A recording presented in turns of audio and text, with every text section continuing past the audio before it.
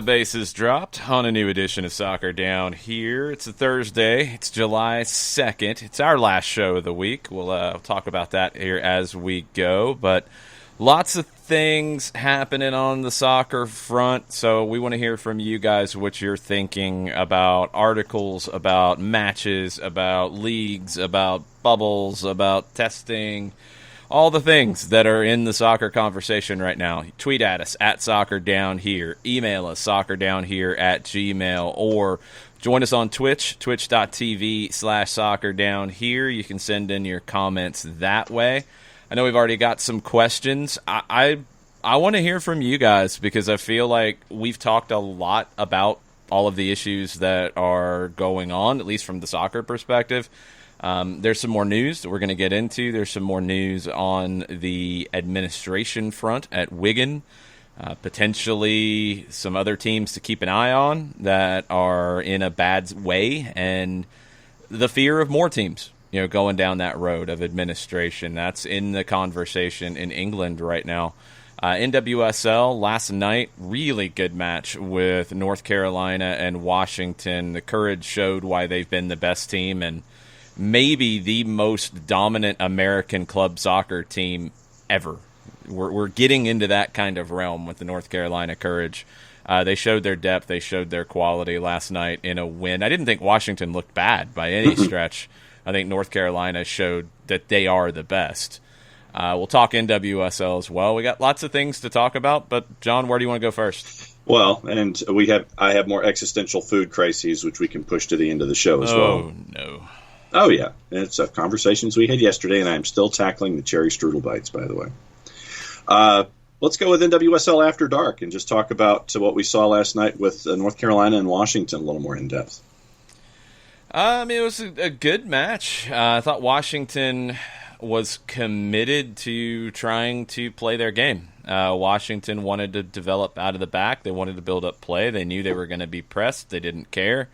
They kept working at it. North Carolina didn't punish them early on, and maybe some of that was because they did rest some people from the start. Changed that at halftime, made a 3-sub halftime move, and that changed the tempo for the Courage. What was a good press before became a top-quality press, and Lynn Williams started to take over a little bit more with some help from Dabinia and others, and Williams gets 2 goals in the second half. I thought Rose Lavelle struggled with the pressure a little bit. I thought she made some uncharacteristic mistakes. These are the games a young player needs, though. You've got to have those games where you're under pressure and you feel the intensity of the way a team plays against you, but also the intensity of the moment. These are the games where if you're Rose Lavelle and you're on the national team, that intensity falls, that pressure falls on a Carly Lloyd and Alex Morgan and Megan Rapinoe, so many other players. With Washington, it falls on her, and the eyeballs are on her, and she has to go through that. She has to experience that to be able to handle it. So this is all part of the process, but Washington is still a team that I think can get to the final. I think having this match with North Carolina is good for them because they now know what it means to be in that situation with the North Carolina Courage. And look, the Courage are as dominant as you're going to find. I mean, you can compare them to whatever team you want to compare them to. What they've done in regular season play, in playoff play, in the ICC, what they have shown over these few years, and you can even go back to the Western New York Flash days at the end of that run, this is as good as it gets for American club soccer. This is incredibly impressive, and Paul Riley just keeps doing it, moves the pieces around, incorporates new players, and it just keeps getting better. When you have 19 players come back from the previous season and you're coming into a tournament situation like this, continuity here is huge. The dominance that we've seen from North Carolina continues to be a part of what we're seeing with the NWSL. I mean, Dabinia is an absolute joy to watch as a player. I mean, there were times in the match last night where she had space to create. She had the shot off the post in the 5th minute. And it's fun to watch them. And you watch someone like Lynn Williams, who comes in, scores 2 goals in 11 minutes. But once again, you see Dabinia being a part of the creation there. So, Jaylene Daniels with her work off of the left and drawing Washington defenders to her so she can try to create opportunities inside the area. So, I mean, it was as well-rounded a performance as we're used to seeing with North Carolina. It was a fun watch, but then you just notice when those 3 subs come in at the half with O'Sullivan, Mewis, and Crystal Dunn, that it was just pedal down from there, and like it was clinical at points for the Courage, and they come out with a 2-0 win with those 2 goals. I don't know if I go clinical with the Courage. I don't think that's the way they approach it. And the pedal's always down for North Carolina. Don't let Paul Riley hear you say that. He'll be very upset with you if he hears that, because it doesn't matter if you're player number 30 on the roster or you're the top player. You're expected to play at 100 miles an hour every time. And what it did, those subs, it's just the difference in quality. The better player you are, the faster you can play and not make mistakes. And when you bring on Mewis and you bring on Dunn and you bring on O'Sullivan off the bench and you bring on Kristen Hamilton later off the bench, it's just top players who can play faster than the people around them. That's the thing about the Courage, is they play at a pace that we're just not used to. They play at a tempo we're not used to seeing in the women's game. And, I put out a question because if you go back to the Jurgen Klopp days at Dortmund and at Liverpool, he described it as heavy metal football. I think the Courage are that. I think the Courage are a very disruptive team, but they can play once they recover the ball. It's different than the Red Bull style, especially what we've seen here in New York. It's different than maybe some of what the San Jose style that we see with Matias Almeida is. It is disruptive and suffocating and intense defensively, but when they get the ball, Dunn, Williams, Dabinia can play with a fast level of talent that we're not used to seeing. It's closest for me to those, early Liverpool teams that maybe didn't have the patience that they've developed. Maybe it's more like the Dortmund teams. I think it's a unique style in the women's game that teams just aren't ready to deal with. So it's this mix of speed and power and skill that is hard to find. It's really impressive. So I think the Courage are still the team to beat. They will be the team to beat until they are beaten. It's that kind of dynasty that we're seeing with North Carolina.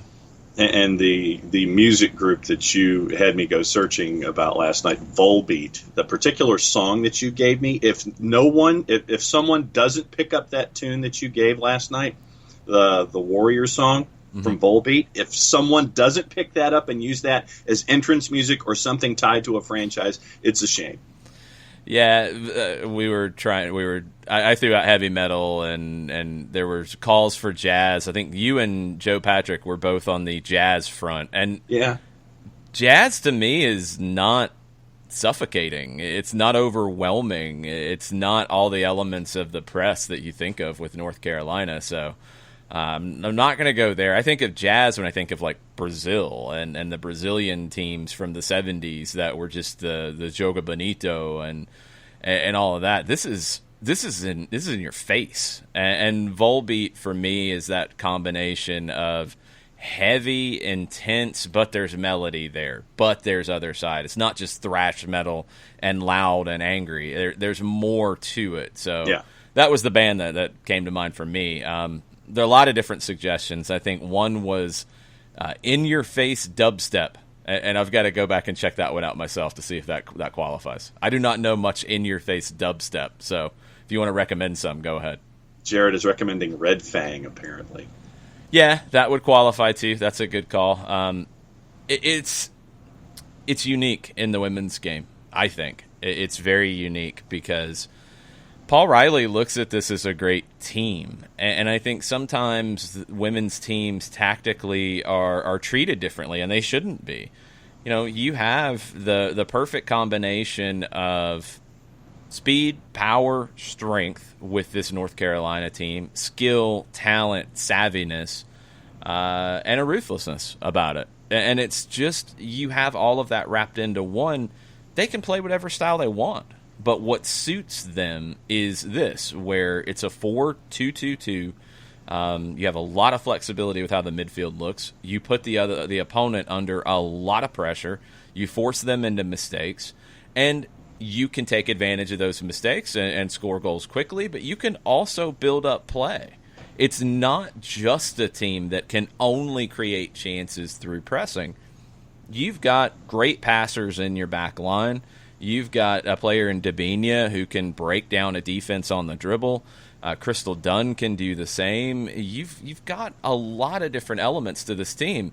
And what I love about the way North Carolina has built this team is when they started to put this team together, they didn't go for the posters from the U.S. women's national team. They didn't go for, okay, who has more commercials, who has the highest Q rating. They went for who are the best soccer players. And Crystal Dunn is absolutely one of the best soccer players in the world. You've got Sam Mewis is a player that was left out of the conversation a lot of times. And Sam Mewis is one of the most well-rounded players in the world. Lynn Williams, I feel like we've talked about Lynn Williams on this show from the beginning, going back to the Peachtree Post days, about how she should be in that mix with the national team up top. And I think she's showing you in this tournament she should. She generates a ton of chances on her own. She can also score with her head. She can score with either foot. She can be a poacher. She can get out on the run and run past you. I mean, her movement off the ball is great. There's so many different elements to Lynn Williams. She's the most complete forward in the player pool. So you went and you didn't go for, I'm going to sign a player that's going to sell some shirts and sell some tickets and build around that. It was, no, I'm going to build a team.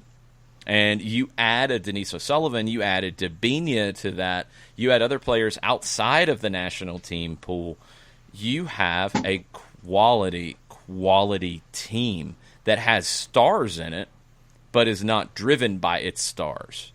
And that's a hard balance to find. What the job Paul Riley's doing is incredibly impressive, and to keep them motivated game in, game out, and not allow it to slip.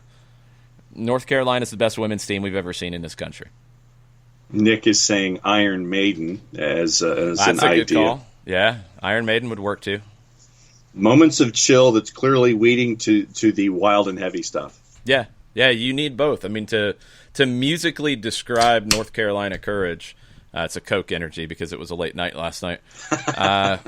You have to have something that has multiple layers to it. And the reason, and I will stipulate that defensively, I would agree on the heavy metal Iron Maiden aspect. The reason I said jazz was on the offensive side of the ball because of all of the free-flowing nature of it, where Dabinia can go out and she can go and do a solo with whatever her instrumental skill set is, but at the same time, then she can come back in and rejoin the rest of the band and sit there and they don't miss a beat. Where you have these individual pieces like a Lynn Williams, like a Crystal Dunn, like a Denise O'Sullivan who does what she does in the middle of the field, like all of these different pieces that can go out and solo and look very good in that aspect of the solo, but still come back into that particular piece of music and have it go with them. It's not free-flowing, though. It's much more structured than you think because of the work of Paul Riley. You're not... And even the Barcelona teams that Lionel Messi was young and factoring in that played in this kind of manner, even they weren't free-flowing. Messi had more freedom than any of the players on the North Carolina Courage do in terms of just being able to go do whatever they want. It's not free-flowing. It's showing a technical virtuosity in a system. So that's why I don't go jazz, because jazz is total free-flowing. Jazz in general in soccer, it's a jazz kind of sport because it's a lot of improvisation. In North Carolina, I mean, even Dabinia, it's not just doing something to do something. There's a purpose. There's a point. It's always getting back to the hook. and that's why I don't go Jazz with it. You're not looking at 10, 15-minute jams. You're looking at a lot packed into 5 minutes. A lot packed into it. And Debinha is the perfect example of that. Debinha is a player who, could she play in a team like that and just, she gets the ball, she can do whatever she wants, she can pull the strings, she can roam around, you can protect her, set up a system that it has 2 players behind her where she's not doing any defensive work. Yeah, you could, because she's that good of a player. She's that good of a playmaker. That's not how she plays here. She is able to take what she does effectively and put it into a system that works and is intense, because she does the defensive work as well. And when you see her on the ball, it's not just skill to show skill. It's not Neymar, for example. When you think of Neymar, who's always looking to pull that move, Neymar's going to look for the highlight reel move. He's going to look for that big solo. Debinha, it's about scoring goals. It's about creating goals. It's that simple. I mean, the play last night, the assist she had, it's just a situation where she doesn't hit an early ball. She takes it to the line, she puts in a cross and creates a goal. It's very skilled and very talented, but it's with a purpose. And that's why I would put it in a different category. That's the thing about comparing it to something else. I mean, we're all finding different elements that we reach back to, but it's hard to compare a team like this that is so good to another soccer team, because they are that dominant, they are that strong. You're trying to find some other way to put it. And that's what Paul Riley and the North Carolina Courage and these players have challenged us to do, because it's that impressive. And I recommend, like, if you are looking for a team to watch, that's the team to watch in this tournament to learn more about a different way of playing. You don't see a lot of women's teams play 4-2-2-2. You don't see a lot of men's teams play 4-2-2-2. We're going to see the New York Red Bulls play that, and they do it a little differently. But this tactical setup that Riley has, he has the right players to do it. He has taught it very well, and everybody's bought in to the work that it requires. And it's a credit to him. It's a credit to the players. It's a credit to the club as a whole. It's as good as it gets. And Nick is now petitioning that the name is now the new name, just be the Iron Maidens. It's not bad. It's not bad. It might work. North Carolina fans, you might want to jump on that one. And make sure that Volbeat is your intro music when everybody comes up for the procession. It would be Iron Maiden. That's the band. It would be them.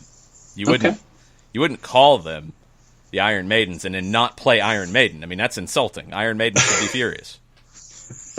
Why would you do that?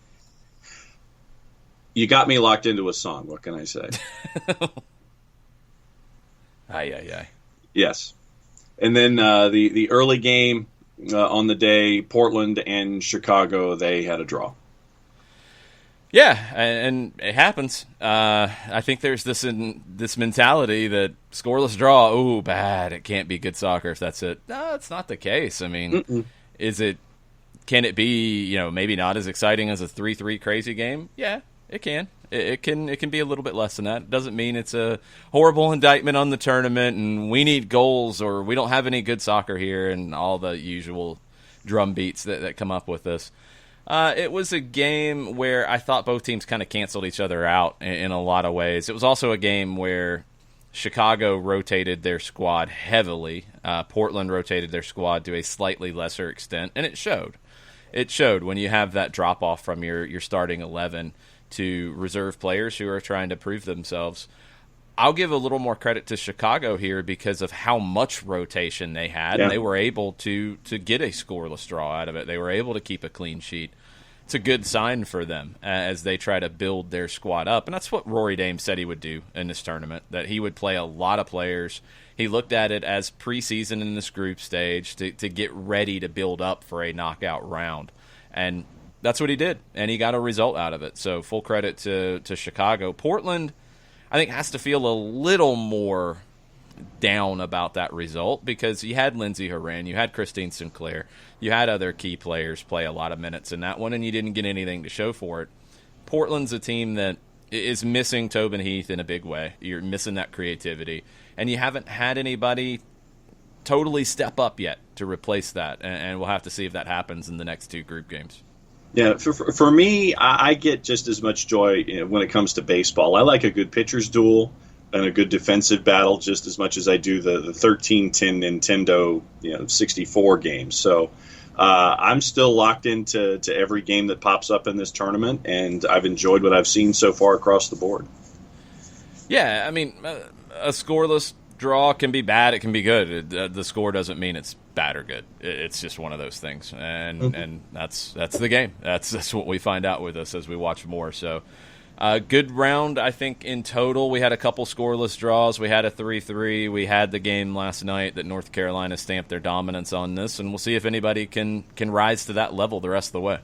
Yep. All right. So, where would you like to go next? We led with Wigan yesterday. You want to go to Wigan today? No, we got stuff we got to get to. There's been questions about it. What was the question on the board this morning about MLS and the bubble? Mr. Fantastic just wanted to know if we would be speaking on the Kevin Baxter article from the LA Times, where one medical expert was quoted in the Baxter piece as saying the tournament is on thin ice. Yeah. This article was problematic in some ways for me because it didn't talk to anybody who has been involved in creating the protocol that MLS is following. And it's a little difficult for anybody who's outside of that, wasn't involved in it, to really, truly speak on it. The quote that got everybody going is from Zachary Benny. He's an epidemiologist from Oxford College of Emory University. He said, the tournament is on thin ice. It all depends on what we see in terms of positive tests over the next week or so. Now, to recap where things stand, FC Dallas has had 9 players test positive, 1 coach. That has happened in 3 different rounds of testing from what we can tell. The reporting is very inconsistent on this, and it's very frustrating. And I don't know if the league needs to put something out themselves and definitively break this stuff down, because I've seen it written multiple ways. Here's what I think I know, and this is trying to piece things together. You had some positive tests for Dallas before they left. That was well before they left. You had, according to the protocol, 2 tests in the 72 hours before they got on their charter flight to go to Orlando. You had to pass both of those to get on the flight. You would assume that they did. You would assume that all the players who were on the flight did. 2 players, according to earlier reports, now it's been written a little differently, and this is, again, a little problematic because we don't really know the exact details. According to the earlier reports, 2 players upon arrival, so they get off the plane, they go to the hotel, they go immediately to test. 2 players tested positive then. They stayed in the isolation area. Everybody, when you arrive, you take a test. If you don't pass it, you stay in isolation. If you pass it, then you are able to leave your room. Well, players passed the first test, and then you had more positives, and then you had another section of positives. Now, they did have a training session with the players that tested positive. Remember, they had tested positive twice in the 72 hours before getting on the charter flight, and then tested negative, sorry. They had tested clear twice before leaving, once upon arrival, in a 72, say 24 more, so 96-hour period. They had tested clear 3 times. And you have a training session, because that is the protocol that has been vetted by multiple doctors and multiple medical officials. And then you had more positive tests. I have some serious questions about how this has been handled on multiple fronts. Was the testing in Dallas accurate? I think that's a question that has to be asked. Were there any issues around that testing? We need to find that out, and this is something that I would assume through the contact tracing as you start trying to figure out, okay, this player tested positive, where could it have come from, was there a breakdown in what we're doing?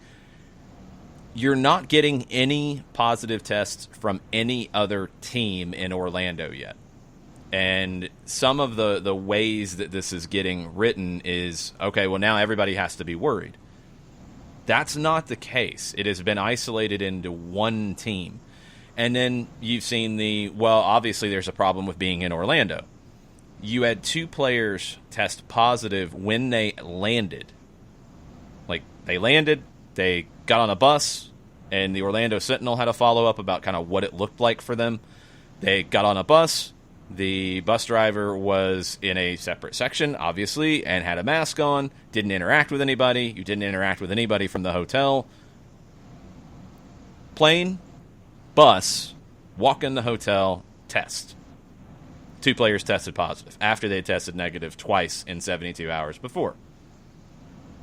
You're not, unless maybe I'm wrong here, you're not going to test positive that quickly if there was a problem with the plane, for example. And that's been one area of speculation. Now, could you have multiple layers here? Yeah, absolutely, because they don't all have to be connected. Could the players who have tested positive a couple days after the flight, could that have had something to do with the flight and be completely unrelated? It could. That's what's so hard about this. You don't know. But it's not among other teams. It is among this one team. It is a huge problem. It is a huge concern. Now you have to look at they're scheduled to play in a week. Are they going to be able to play in a week? Yes, they have 19 players who have not tested positive. Yes, you have the rest of the coaching staff who's not tested positive. That's still not a good situation to be in. Can you push that game back? Can you rearrange the schedule a little bit? You could. There are flexibility. There's flexibility built in. You can find ways to make that work. This is difficult. This is not what they wanted to have happen, and they have to find where the breakdown is. That's the key. Having people from outside of it comment on it, and the other thing that frustrated me about it, something that was said that was not called in this, was the idea that, and I'm trying to find the quote, I'm actually thinking it might have changed. No, it didn't. Okay, that was a summary. The quote from Benny saying, FC Dallas has to quarantine the entire team for 2 weeks. If that means they're out of the tournament, then that means they're out of the tournament. He's not involved in the tournament. And we have seen this come up multiple times. We've talked about it in every league in the world. In Italy, for example, this was a huge talking point about the 14 days, 2-week quarantine. And Italy, up till the day that the Coppa Italia came back, that was the mandate from the government. That was changed in Italy. That was also a question in England as the protocols were being developed, and it was changed. Germany, that was, I think, not really part of the conversation, but local health organizations, local health departments could overrule and make it mandatory. They did in one case in Dynamo Dresden. In Spain, that has not been part of the conversation. That is not the protocol. That is not the rules of the tournament. That is not part of the huge document of protocols about the quarantine. If players are not testing positive, and now you're looking at, in the time before they left, two tests. They took one more when they arrived. They've taken at least 2 more tests as an overall group in Orlando. So that's 5 tests. If you've tested clear 5 times and there's no symptoms, this is not a situation of one of us who test positive and you're not having all that level of testing. You're testing 5 times in a week, maybe 8 or 9 days. I'd have to look at the calendars on it, but roughly around that, every other day, essentially. That's why you don't have the mandatory quarantine period. Now, Dallas has to figure this out, and that's what they have to do first. That's the number one thing. Before you're worrying about a quarantine or anything like that, how did this happen? What can you do about it? You have to keep testing the players. You have to keep following up on the symptoms, which there haven't been any, according to the reports that I've read. Third Degree out of Dallas has had a lot of information on this. They have not said anything about anyone being symptomatic. Everybody is in isolation, but everybody is being talked to regularly, interacting with teledocs and all of that. This article is jumping way past some things, and the information is coming from somebody who has no involvement with the tournament. It can lead you down some roads that might not be accurate. That's a little frustrating. This is a problem. I want to make that very clear. This is a huge problem, and this is something that MLS did everything possible to try to avoid happening. This is the world we live in right now. It's almost impossible to avoid every possible bad thing that can happen right now. They have to figure out what's going on, and they have to figure out what's best for the players and staff with FC Dallas, and that's the number one priority. If that means FC Dallas can't participate in the tournament, that means FC Dallas can't participate in the tournament. It's way too early to make that call. You have flexibility in scheduling. This is not the Orlando Pride situation, which other parallels have tried to be drawn to. You had travel involved in that. You don't now. Dallas is in Orlando. You're not having to get them there. They're already there. So you can push back games. You can rearrange schedules. You can do that. You don't know how long you have to do that, and that's the problem, is you don't know the length of time here. You don't know what's going on. You have to continue to test everybody else as well, because when you have this happen, you have to make sure that it's not spreading, and we know that it can take time to show up. That's the issue I've had with some of the ways this has been written. You don't have two players test positive, and that's at least the first two. The others, who knows? Maybe, and tell me how likely this sounds. Maybe after two teammates tested positive, three other guys got squirrely and decided to leave the compound and go out to a bar in Orlando. Really, that doesn't make any sense. No. The idea that Orlando has caused this and what's going on outside in Orlando, it doesn't fit what we know. Could there be a breakdown in something? Sure. But what we know, it doesn't fit. The two who tested positive, literally got off the plane, might have taken a few steps on Orlando soil, got on a bus that had been cleaned, that had all the procedures to do this, went to the hotel, walked from the bus to the place to get tested, and they tested positive. And they had tested negative twice in the 72 hours preceding. I keep going back to that original part with Dallas because that's my question. You don't catch it and test positive hours, minutes after being exposed to it. Yeah. The plane doesn't make any sense, at least for the first two. It doesn't. What was going on with the testing in Dallas? Yeah.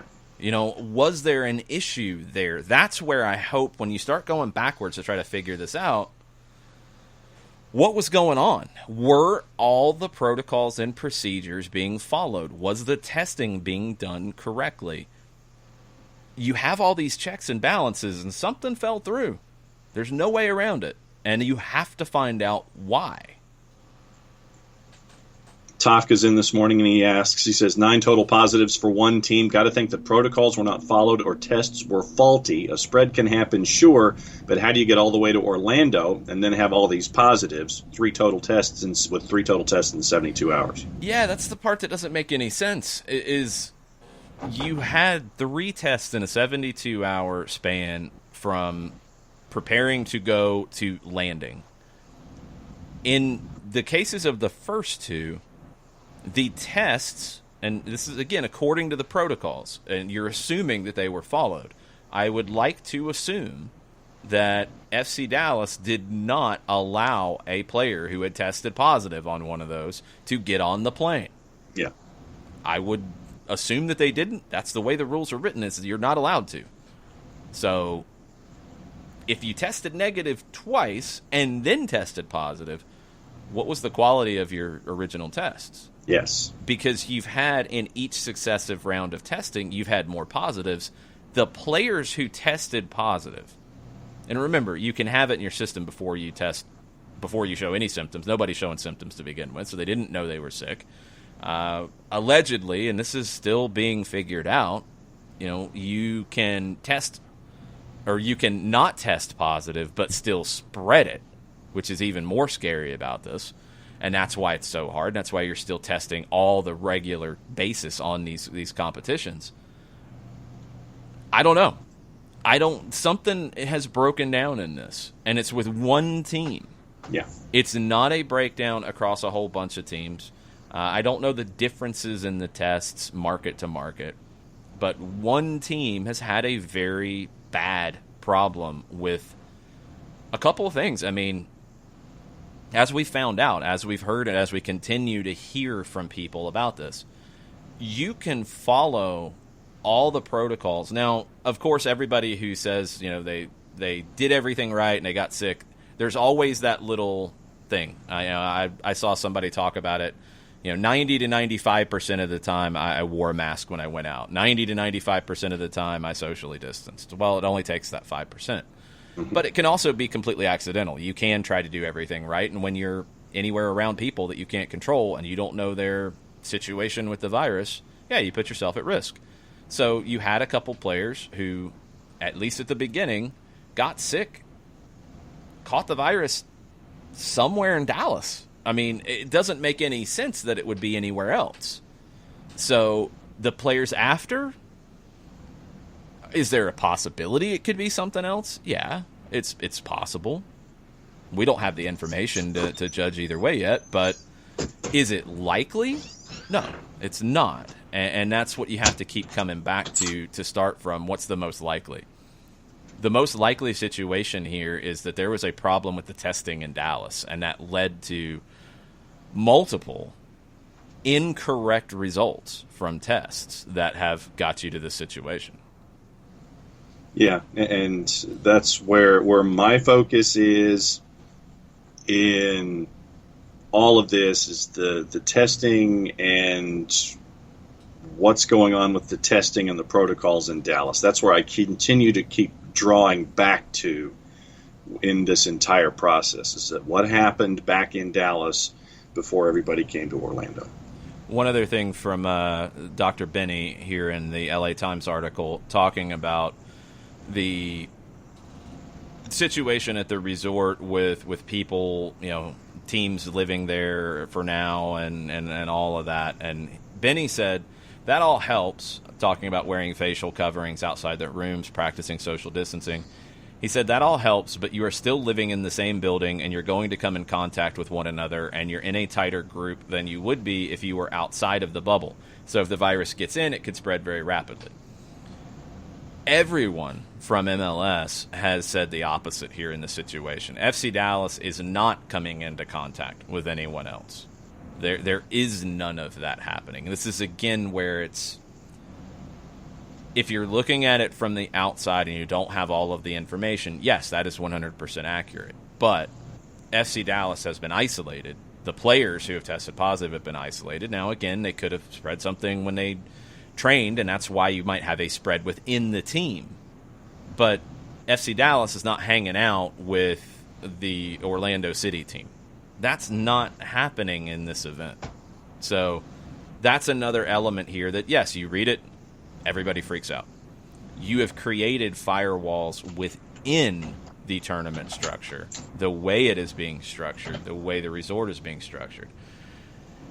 We have to always go back and forth on this and make sure that everybody understands both sides of it from my end.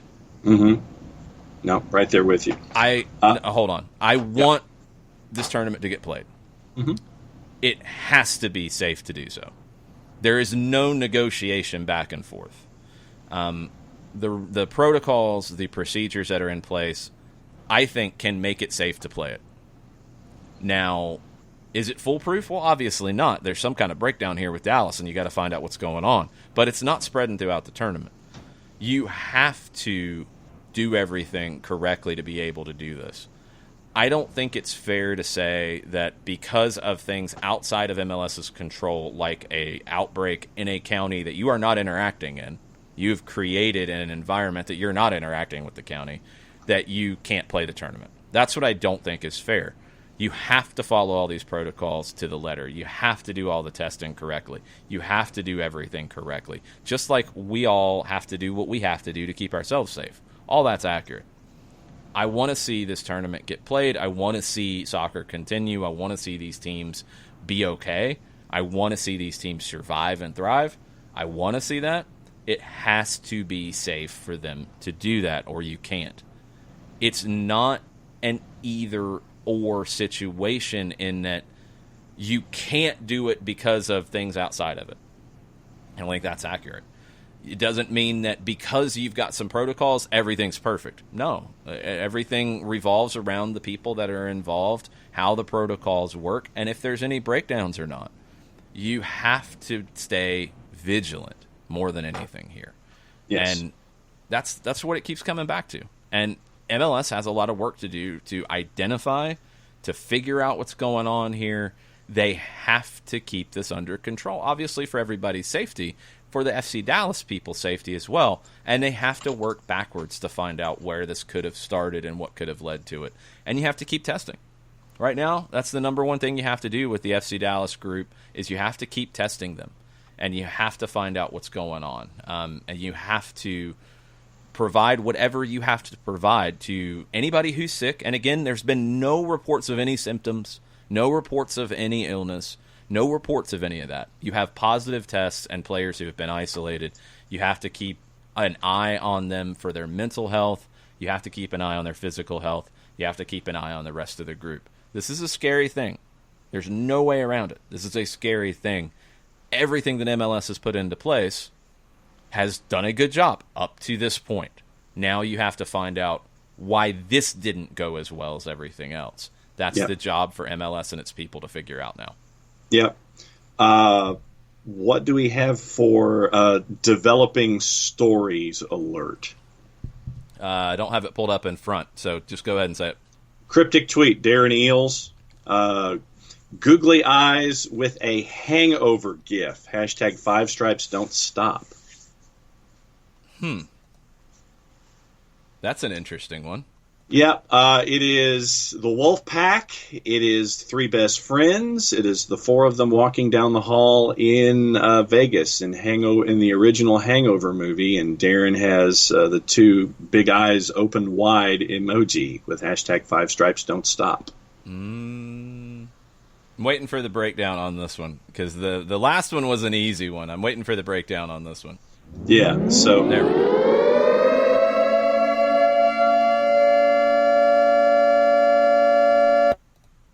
So, okay. So Michael Earhart might have the early contender.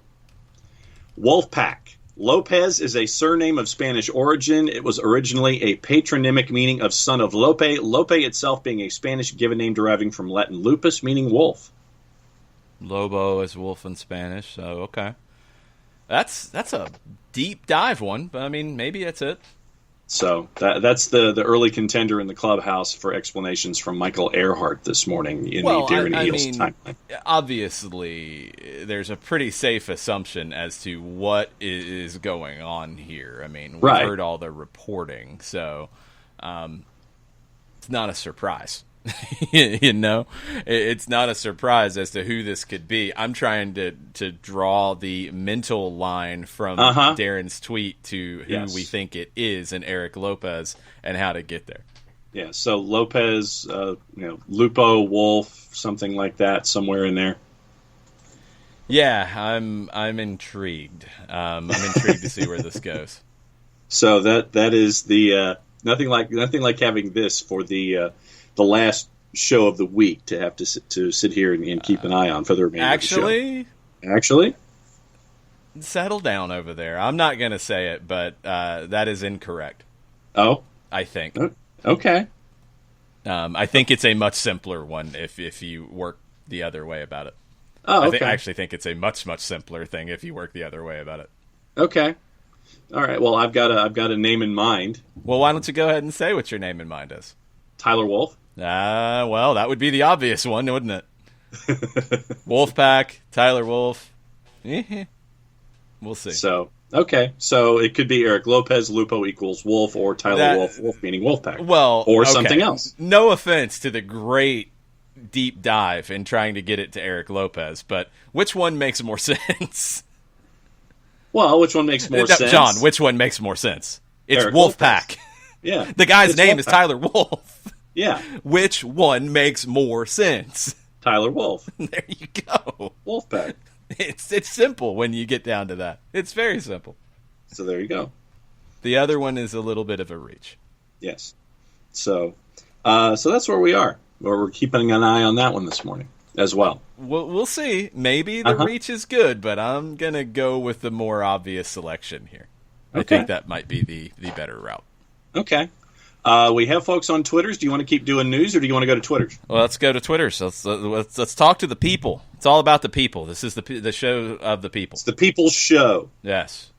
El Mataflow is in this morning, and it is a Jurgen Damm thought. One underrated aspect of Jurgen Damm's game is his defensive work. Tigres coach Tuca Ferretti is very adamant about his wide players getting up the field in possession, but also getting back and adding to the defensive compactness that his teams are known for.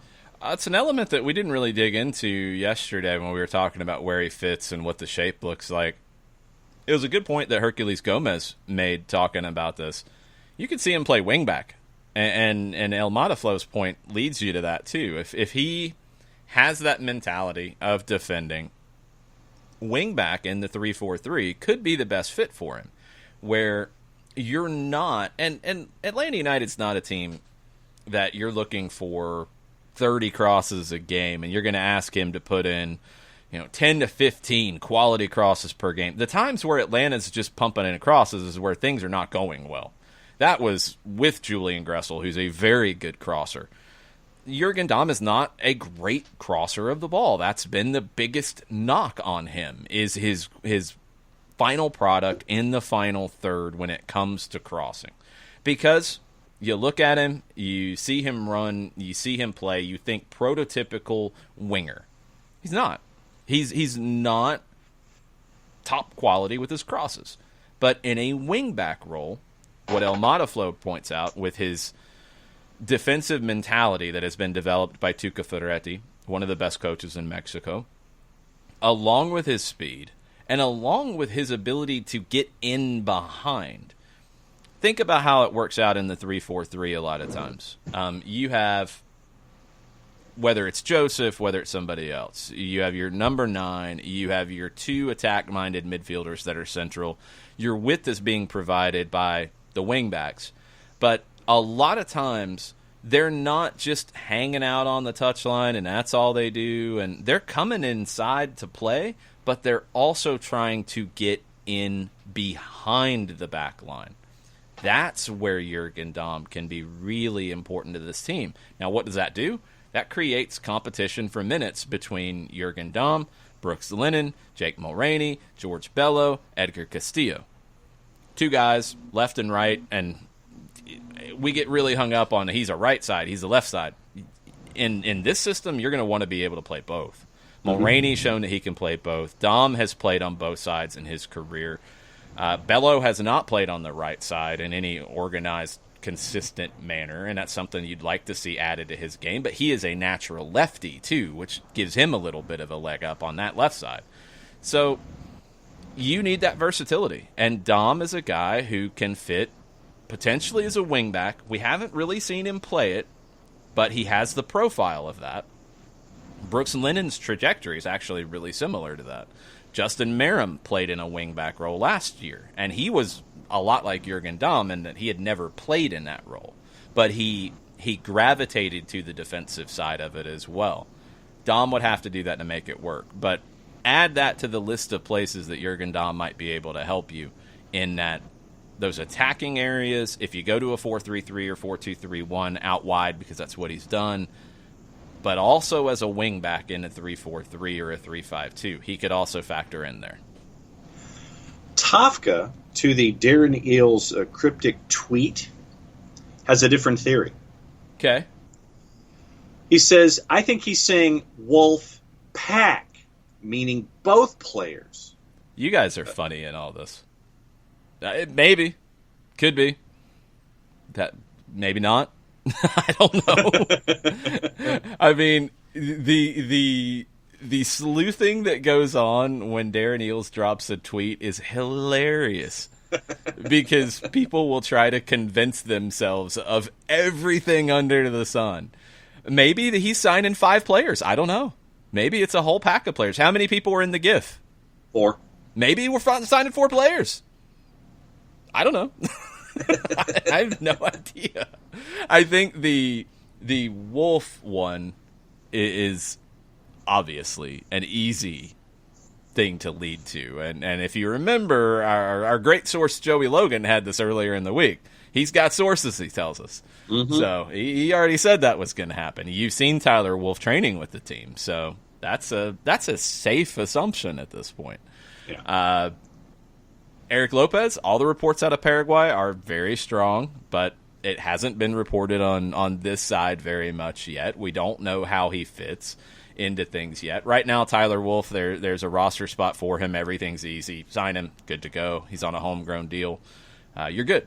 Simple. Lopez, you're going to have to clear an international spot. You're going to have to clear a senior roster spot now. At least you're going to have to clear one after the tournament. And maybe because of the way you're adding Dom, that's what you would do, is you could clear it after the tournament when that next transfer window opens up, which will open after the tournament and run through late in October, which is a very long window, but will give MLS every opportunity to participate in the global transfer market. I think it also tells you that the MLS season, they're baking as much time into it as possible to play as many games as possible. And if you have regular season games in December, don't be surprised. Yeah, I think that's where you're headed with it. But maybe you're able to manipulate roster spots and make that work. Lopez would not be expected to be coming into play in this tournament no matter what, because you got to get him here. And he hasn't trained with the team, and he's been doing individual training since June 10th, so it's not a rush to get him here right now. Wolf has been training. Wolf has been part of the group, and it would not surprise me if Wolf signs and goes to Orlando because he's already been there. Taka says, whether we or I are correct, we can all agree that we have the best president in all of sports. No, it's fun. I mean, that's the fun of it, is now everybody goes insane for 20, 30 minutes, and everybody's studying word origin and all kinds of things, and it's good. Like, that's what's fun about it. But some of the theories that I see when that tweet comes, they're hilarious because it's such a reach. Mm-hmm. I don't think the one getting to Lopez is as much of a reach as some previous theories that I've seen about different signings. We'll see. We'll see what happens. What was the wackiest one that you can remember off the top of your head? I don't remember. I don't remember things that didn't happen very well. So I just read some and laugh because it's sometimes you're wishing a move to happen and it's not time yet. It's not ready yet. So the club just retweeted Darren's tweet. So, yeah, I think we're going to sign 4 guys, and one of them's going to have a beard. How about that? Well, and as a part of the timeline, here's another one of your wild theories that Jared has linked to us this morning. Okay. He says, the Galifianakis character wearing a Wolfpack shirt is named Alan, like Alan Shearer, who played at Newcastle. Miggy, are we bringing the band back together? That's the ones that make me laugh. Things like that. Wow. I think we're just signing somebody with a beard. That's all. That's what I got. So you're getting signed? That's what you're saying? No, you don't want me signed. I'm not going to help this team at all right now. I can play for about 2 minutes before falling over. Oh, goodness. Do you want me to thank somebody before we get back in the timeline? Yeah, you better do it quick because there's no telling what's going to happen with Darren Eales tweeting this morning. So here you go.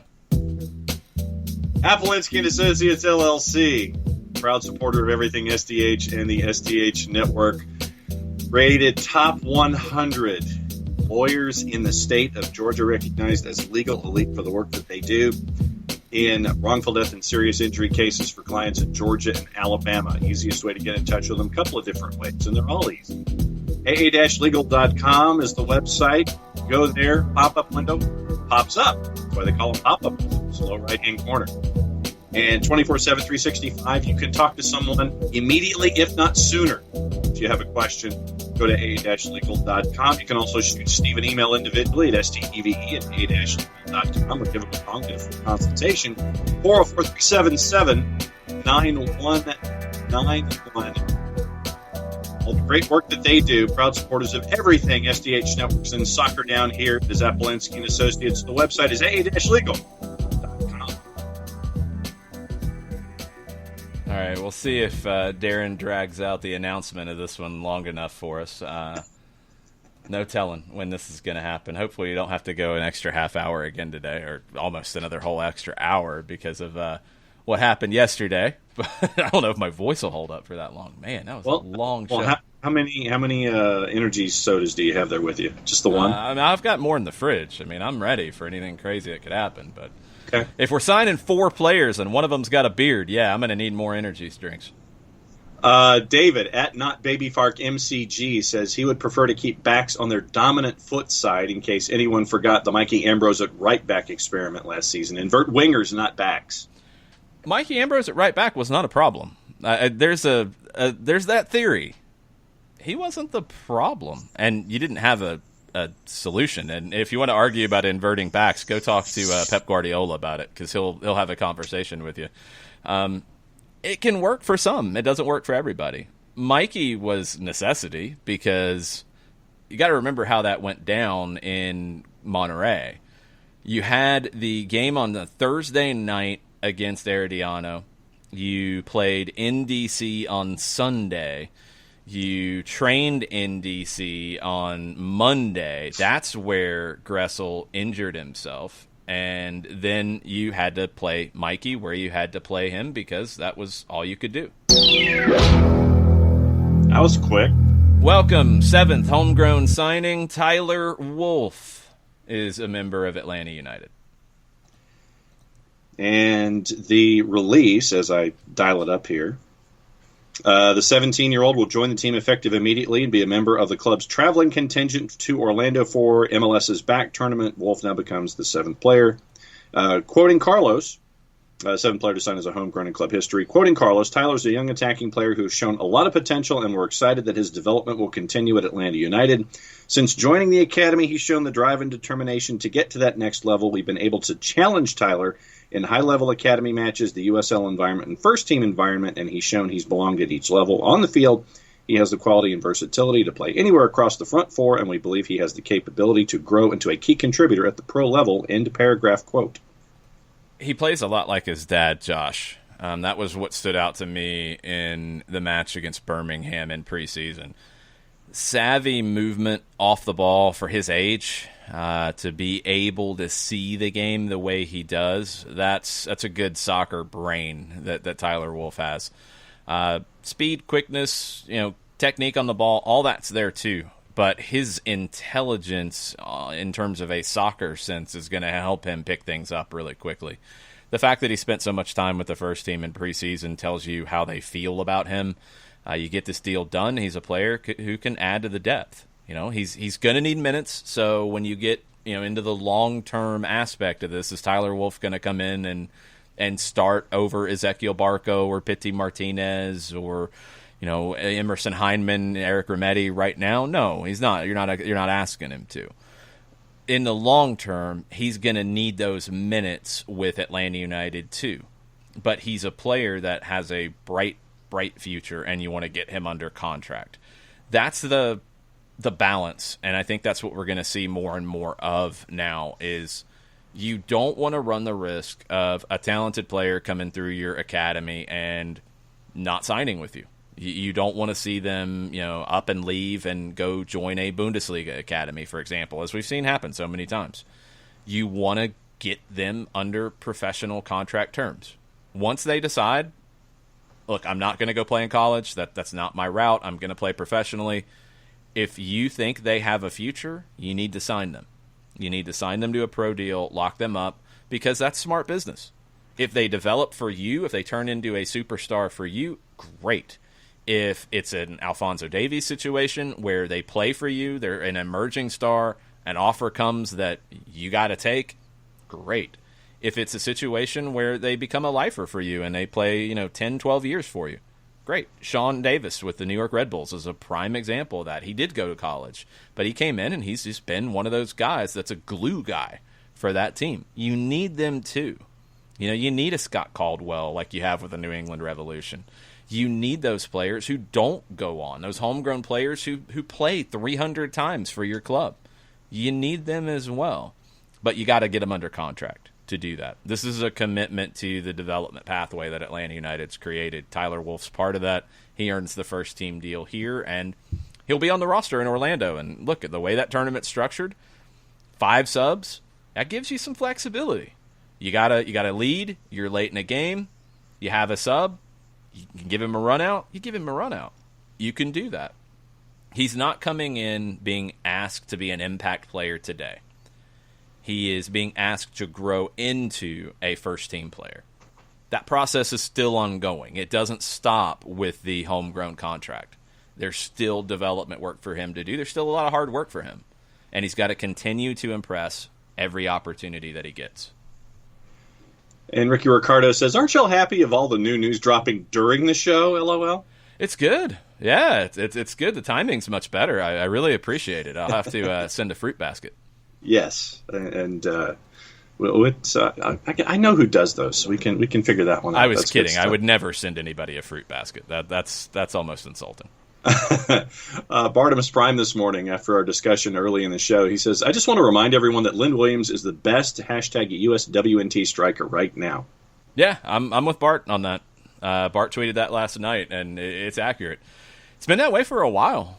And that's not a knock on Alex Morgan. It's not a knock on, Sydney Leroux hasn't been on the field in a long time, but it's not a knock on any of the other forwards. It's just Lynn Williams is that good. Mm-hmm. She is that good. And I think the knock that people will put on Lynn Williams is, she needs 5 chances to score 2 goals. Well, is she getting 5 chances? Is she scoring 2 goals? Okay. I'm good. I'll take that. Would you love to have a player who scores 2 goals and 2 chances? Yeah. But you're going to create chances with the U.S.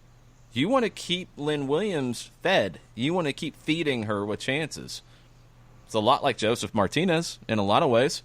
Joseph, at times, needs chances. He needs to be fed. He's going to find the back of the net for you. You have that confidence, but he's like any striker. You go through spans where, it's just not quite clicking, or what you're trying to do isn't coming off. The best strikers in the world have that short-term amnesia where you miss 5 chances in a game, you might put 3 of them into the stands, you might have knocked popcorn out of some kid's hand in the second deck, but you score the goal in the 90th minute that wins the game. That's all that matters, right?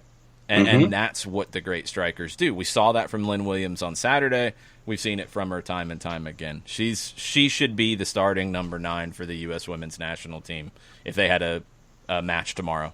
If they had a match that meant something tomorrow, she should be starting it. Back to the Tyler Wolff discussion. Folks in that timeline now are disappointed at the lack of a Teen Wolf in the headline.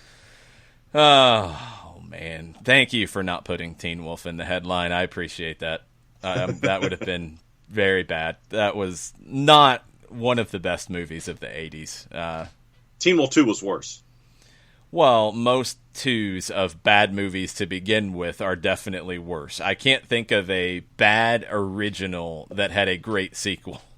Ooh, good point. I don't think there's one. If it's bad to begin with, it's kind of hard to make it better. So what was a better sequel for an original movie? That's a good question. That's not what I said, because we've had that conversation before. I said a bad original movie that produced a good sequel.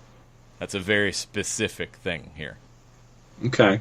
Bad original movie, good sequel. Yeah, I can't think of any. Because most bad movies don't get a sequel. That's the whole point. Unless you're No Retreat, No Surrender. Okay. You'd have to tell everybody about that one. Really awful kickboxing movie from the 1980s where Jean-Claude Van Damme, who could not speak any English, had to have all of his lines overdubbed, and James Earl Jones was the mentor for the hero who was avenging his brother's death to Van Damme in a kickboxing ring earlier in the movie. It was pretty bad. That sounds awful. It was. One good thing about the Tyler Wolf signing, Jack Collison, one of the coaches at the academy, broke out the wolf emoji. So now we have a wolf emoji to use on a regular basis. I like it. Yes. Well done, Wolfie. Turner Kirby brought in information from the college front, and overnight USC, Southern Cal, reverses course and announces that its undergrads will primarily take online classes this fall. This development obviously cast doubt, and this is quoting Keely Ear, the development obviously cast doubt on the fate of the Trojans' 2020 college football season.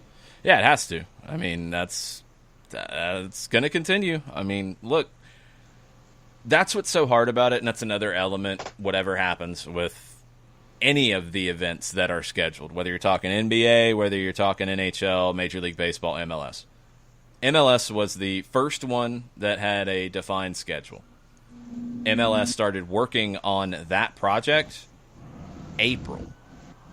Think back to where we were in April, where we were trying to get to a point where we thought we could have an event. Think back to June, when things were announced, late May, early June, when things were announced, where things were with the virus in this country, and you're looking forward, and everybody's talking positively about what's to come, and now it's changed.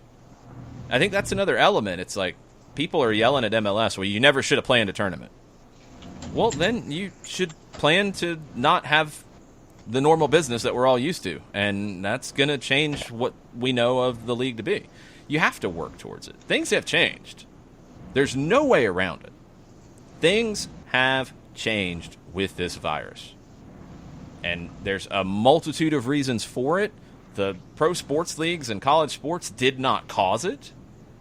They're going to be, to some degree, collateral damage through this, because their plans were made with the expectation that things would be better by now. They've gotten worse. You can't plan for that. You can't plan for people having reportedly, allegedly, in Tuscaloosa trying to get the virus and having a pool of trying to catch the virus, kids trying to do this. You couldn't have planned for all of the people to not follow the recommendations about social distancing and masks, and the numbers have jumped dramatically with younger people now. It's not spreading through older communities. It's spreading through younger communities right now. These leagues and these teams have to plan to do business. Well, now things have changed, and now they have to take that into account. And can they still do it? That's going to be a process. That's going to be something you have to work through. You still have to create all the protocols and safety procedures that you have, and you might have to reinforce them even more now. But things have changed, and they're going to continue to. So, by the time we get to the fall, who knows? But that should tell you that Southern California, a big university, is a little worried about having normal classes, and that's going to show how they feel about having a normal fall sports program. So hold the Twitters for a minute. We're going to get into Twitch because we've been very busy in Twitch, people hanging out, and I want to catch up on this. Did you try black pudding yet? Chris Ashley was asking. No! Man, you get really upset about this. You're going to eat it, and you're going to like it. Oh, no. Atlanta Phoenix. Random NWSL question. If Atlanta gets a team, would the Beat name be available? Have to look at trademarks and such. I don't know if you'd want to go back to it. The first Beat was a success. The league wasn't. The second Beat was not a success, and the league wasn't. So I don't know if the name has the same value at this point. I'd probably go in a different direction. Yeah, I don't know if it works to go to the well for the third time on it. I don't think it's a negative, but I don't think it's a great one. Yeah. Getting some recommendations on in-your-face dubstep. I like it. Skrillex, LaRue, et cetera, et cetera. So a couple questions as everybody got excited about the alarm. And John does not have the alarms, by the way. We don't want to have that stuff get out of hand. So I've got the alarms. I was on a roll, and I did not get it, and John didn't wave his hands at the camera for me to see it. So that's why we didn't get the Darren Eels tweet right away. We caught it. We got everything made up for it, I think. Tesco asked about the protocols and everything on the the timing, and Kessie was asking about this as well. Tesco said, what's the protocol for this? I think I remember something about asymptomatic players who test positive before and while they are in Orlando. It's the isolation.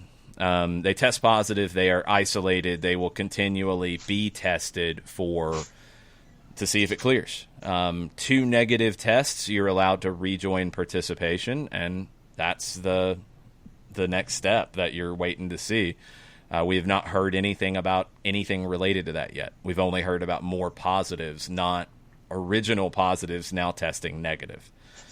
That's something, obviously, everybody's open for. You don't want anybody to be sick. You don't want anybody to have any issues with this. Luckily, there haven't been symptoms talked about, but right now you have to wait for 2 negative tests to be able to rejoin participation. They have put all participation on hold right now. And let's go back to the way the Atlanta United testing worked about, and we talked about it.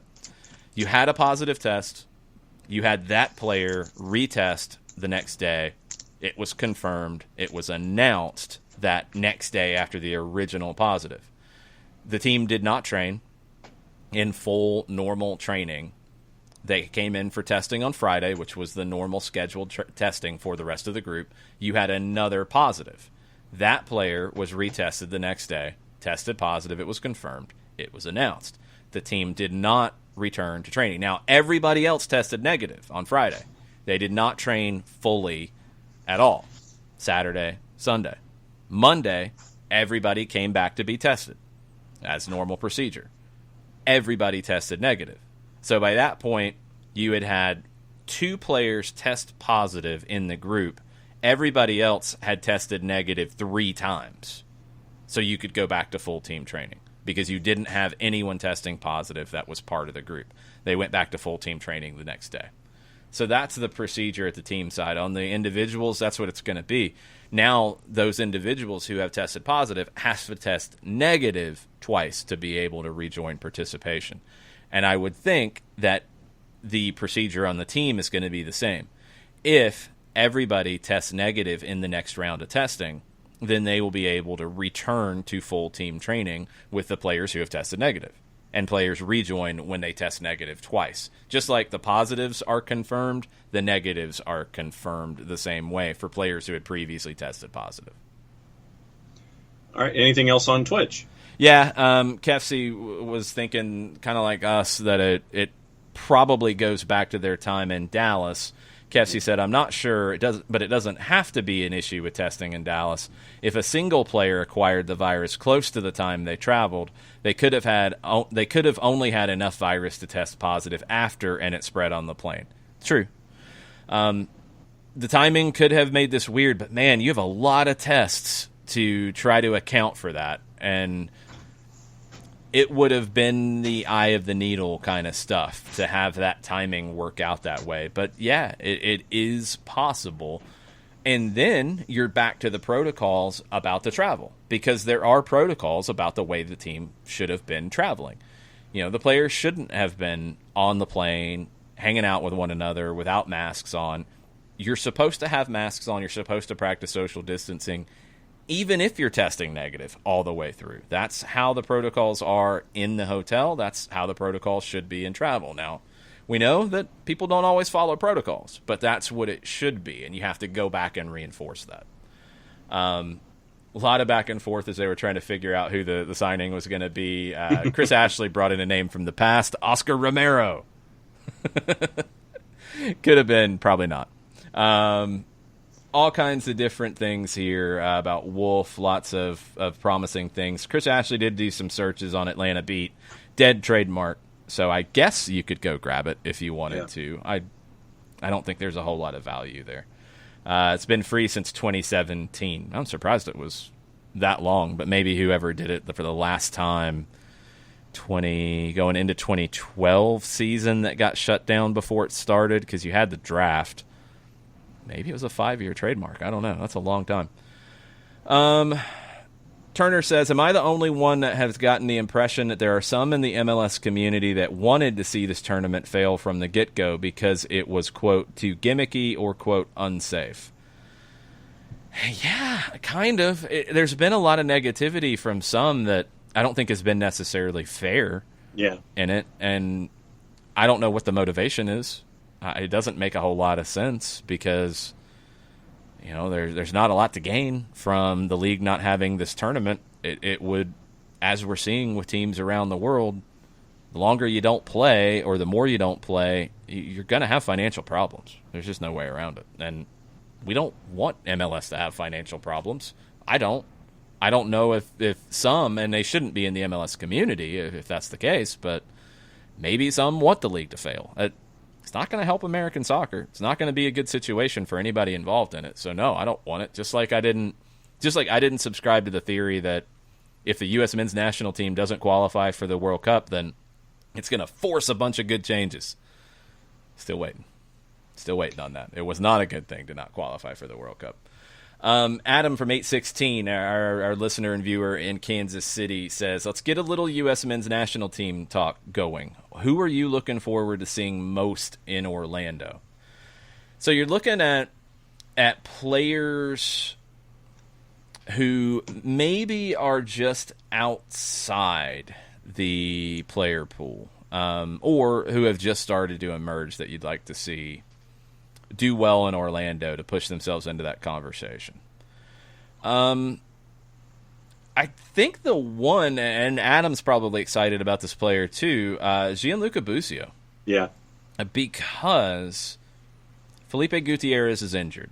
That opens up a spot. Busio has played a decent bit already as a pro.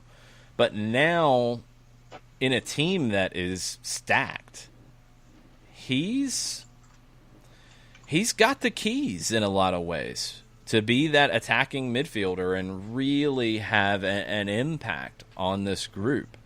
So Busio is one that I think could make that step. I'm trying to think of others off the top of my head without pulling out depth charts. Guys like Reggie Cannon, you want to see go play well. You want to see if Aaron Long is healthy. He missed the first 2 games of the year. I want to continue to see Miles Robinson's development. I think Brooks Lennon is another one here in Atlanta, who's another guy on the fringes of the pool. Lennon, Emerson Hindman, 2 young, talented players that need time to play, and they need to be in a top team. This should be a top team. This is a good opportunity for both of them to maybe take that step up into the conversation. Let us know if there's anybody else that you're thinking of. But Busio, Cannon, Long, Miles Robinson, Lennon, Hindman, obviously a little Atlanta-centric there, but other young players that you want to see that could be ready for national team play. Now, that's going to be a while. You're not going to see national team play probably until October at the earliest, and that would be in question too. CONCACAF's got a lot of things to figure out in terms of timing. You've got the Nations League semis and final to play. You need to bring in that money, fulfill that contract. You've got Gold Cup qualifying. You've got World Cup qualifying. You got to figure out a new World Cup qualifying format. I don't know. I don't know when that's all going to happen, but this tournament and then hopefully the subsequent MLS games will give players an opportunity, because here's the other flip side. It's not going to be as easy and maybe not as well received to bring a lot of players from Europe back here to play, depending on where the virus is and how things are looking in terms of reporting of positive tests. If you're playing in Germany, for example, where's your comfort level going to be in coming to the United States to play and then potentially going to Mexico to play or going into Central America to play? You might not be as receptive to that call-up. And it's going to create some tricky situations because call-ups for competitive fixtures are supposed to be honored, but the player could say no. The player might not be comfortable. You're going to be looking maybe at more MLS players in some of these matches, and it's going to give guys an opportunity to show themselves. One of the guys that popped into my head was Jordi Mihailovic as somebody that I wanted to see in this tournament. Yeah, I would put Busio ahead of him. I think Busio is going to have more of an opportunity ahead of him. I don't know how much Mihailovic is going to play. You see it sometimes, and Luis Fernando is a player who fits into this conversation. Sometimes the numbers game can catch young players, and it's a shame, and it's a problem. That's why Busio's in a good spot. the numbers have worked out for him. He could play. Mihailovic, Chicago's adding some established talent. There's not as easy of a time for him to play. A lot of times you see young players break through on bad teams.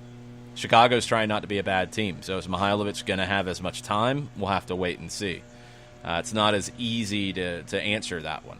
But young players breaking through, that needs to be a storyline here in this tournament.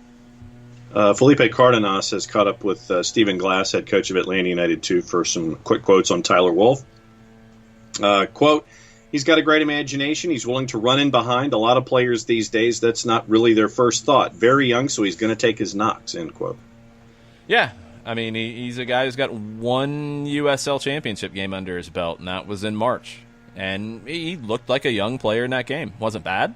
Reads the game well. His movement off the ball is what's always grabbed me in the times I've seen him. He's going to have opportunities, but he's going to have to earn them too. And it's probably going to be once we get back to a normal kind of routine with both teams training together and not one team at a camp in Orlando. I think Wolff will play more with Atlanta United too later. But this opportunity to go with the first team and train every day with the first team will help him. It will help him settle a lot. It's a big opportunity for him. And he's earned the homegrown deal. Now what do you do with it? Because the job's not done yet for Tyler Wolff. And speaking of homegrowns, Ricky Ricardo wants us to discuss each of the homegrowns and what you see as the next step they each need to take in their careers. Okay, so we've had 7. So you want to go through them each individually? Andrew Carleton. Consistency. And being able to do the job day in and day out, because he plays a position that is going to see top talent come into this team and this league from. You know, an attacking player, well, that's where players are going to spend a lot of money. He's got to give a team, any team, Atlanta United's one of those teams, he's got to show them that, no, you don't need to go spend that money. I'm going to be that guy. He hasn't done it consistently. And I'm not even getting into the off-the-field stuff yet. I'm talking about the on-the-field. It's been really good in flashes. I think the best of his career that I've seen was late last season with Atlanta United 2. He was dominant in matches, what we've been waiting to see. Can he continue to do that more regularly? And, yes, can he avoid creating conversations for himself off the field? He's got to. Because there are a lot of players around the world gunning for the kind of role that he has. And he's got to keep it. And Atlanta United's a club that has shown they'll go out and spend money on young talent in those positions. He's got to show, if he's going to play here, he's got to show that he's better than those options. He hasn't done that consistently yet. I do like the loan to Indy because that loan takes him out of the comfort zone of being at home. It takes him into a situation that we talked about with Rose Lavelle earlier. He's looked at as the guy with Indy 11 in terms of creating chances, leading the attack. He's got to deal with that pressure now. He wasn't that with the twos. He would be that on a sometimes basis, but the twos, they're in the same league, but the differences between Atlanta United 2 and Indy 11 are big. Atlanta United 2, Andrew Carleton, even if he is doing well, isn't guaranteed the same amount of minutes game in, game out, because you have the dual purpose, actually triple purpose of that team, because you've got to give first team guys minutes when they need them. That's number one. It's all about preparing for the first team. You've got to give academy guys minutes when you have to make decisions, when you have to evaluate. And you have players on USL contracts that are trying to get to the next level. You've got to give them opportunities as well. But the priorities shift every week, every day with Atlanta United 2. Indy 11, same league, but that's a team that's a normal club in terms of you have a roster, you have expectations, you think you bring him in to be a starter, you're expecting him to be a starter. He's going to be a starter, he's going to play. If you're playing a 34-game season, you're expecting him to start 30 games. And you're expecting him to produce goals and assists. That's different than it would have been here. So I love the loan. I hate the timing of how everything's gone down. He's got to prove himself in a situation like that. And then he comes back. He's got to prove that he's on the same level as the first-team players in his position. He hasn't done that just yet. He's got to do that. And the other one that signed in 2017 was Chris Gosselin. Well, he's not here anymore. That's the number one thing. And injuries are the main reason for that. So Chris Gosselin, I believe, is in Europe. He's bounced around a little bit. I want to say he's in Cyprus. I might be wrong on that. But he's got to get healthy. I mean, that's the number one thing, is he's just had bad luck with injuries and hasn't been able to get on the field. He had a few moments here and there when he was on the field with Atlanta United too, but not nearly enough. And you think back to the promise you saw from him with the U17 national team in 2017, and you weren't able to get more than that. And that's the shame about it. But for his career, because that's the other thing you got to keep in mind here. Every player that a club signs, and any club can be in this conversation, every player that a club signs to a professional deal doesn't become a star with that club. You want to be producing professional players. And Chris Gosselin's got to stay healthy to be a professional player. He has the ability from what we've seen. We've got to see if his body can hold up to the rigors of being a professional soccer player. And that's still an open debate. So hopefully he's able to play and get healthy and stay healthy and contribute. And we'll see what can happen for him, because you go back to him as a 16, 17-year-old in a U17 World Cup, he turned heads. He's got that ability, but not every player who turns heads at that age continues to later. And that's what you're hoping, that Chris is not one of those guys. 3 signed in 2018. George Bello was one of them. Health is another thing for him. We've seen more from him, obviously, because we've seen it with the first team in terms of around the injuries. But continued development for him, continuing to get and stay healthy. The concussion he had in preseason was awful timing and had nothing to do with previous injuries. Some people tried to say he's injury prone. A concussion has nothing to do with injury prone. He had surgery to correct an issue that had been lingering with his groin. He kept having groin pulls. He had surgery to correct that. Once he got healthy from that, he hasn't had any injuries along those lines. He hasn't had muscle injuries. He hasn't had groin injuries. He's only had the concussion, which can happen to anybody. He got healthy last year. He played for Atlanta United too. He played in the World Cup at the U20s. He came into the first team ready to go this time around. He gets hurt in Birmingham. Now he's healthy. He's got to hold off challenges from Edgar Castillo and Jake Mulroney and maybe Jurgen Damm or Brooks Lennon to get playing time in that wingback role. He has everything in front of him. He's got to take the opportunity in front of him.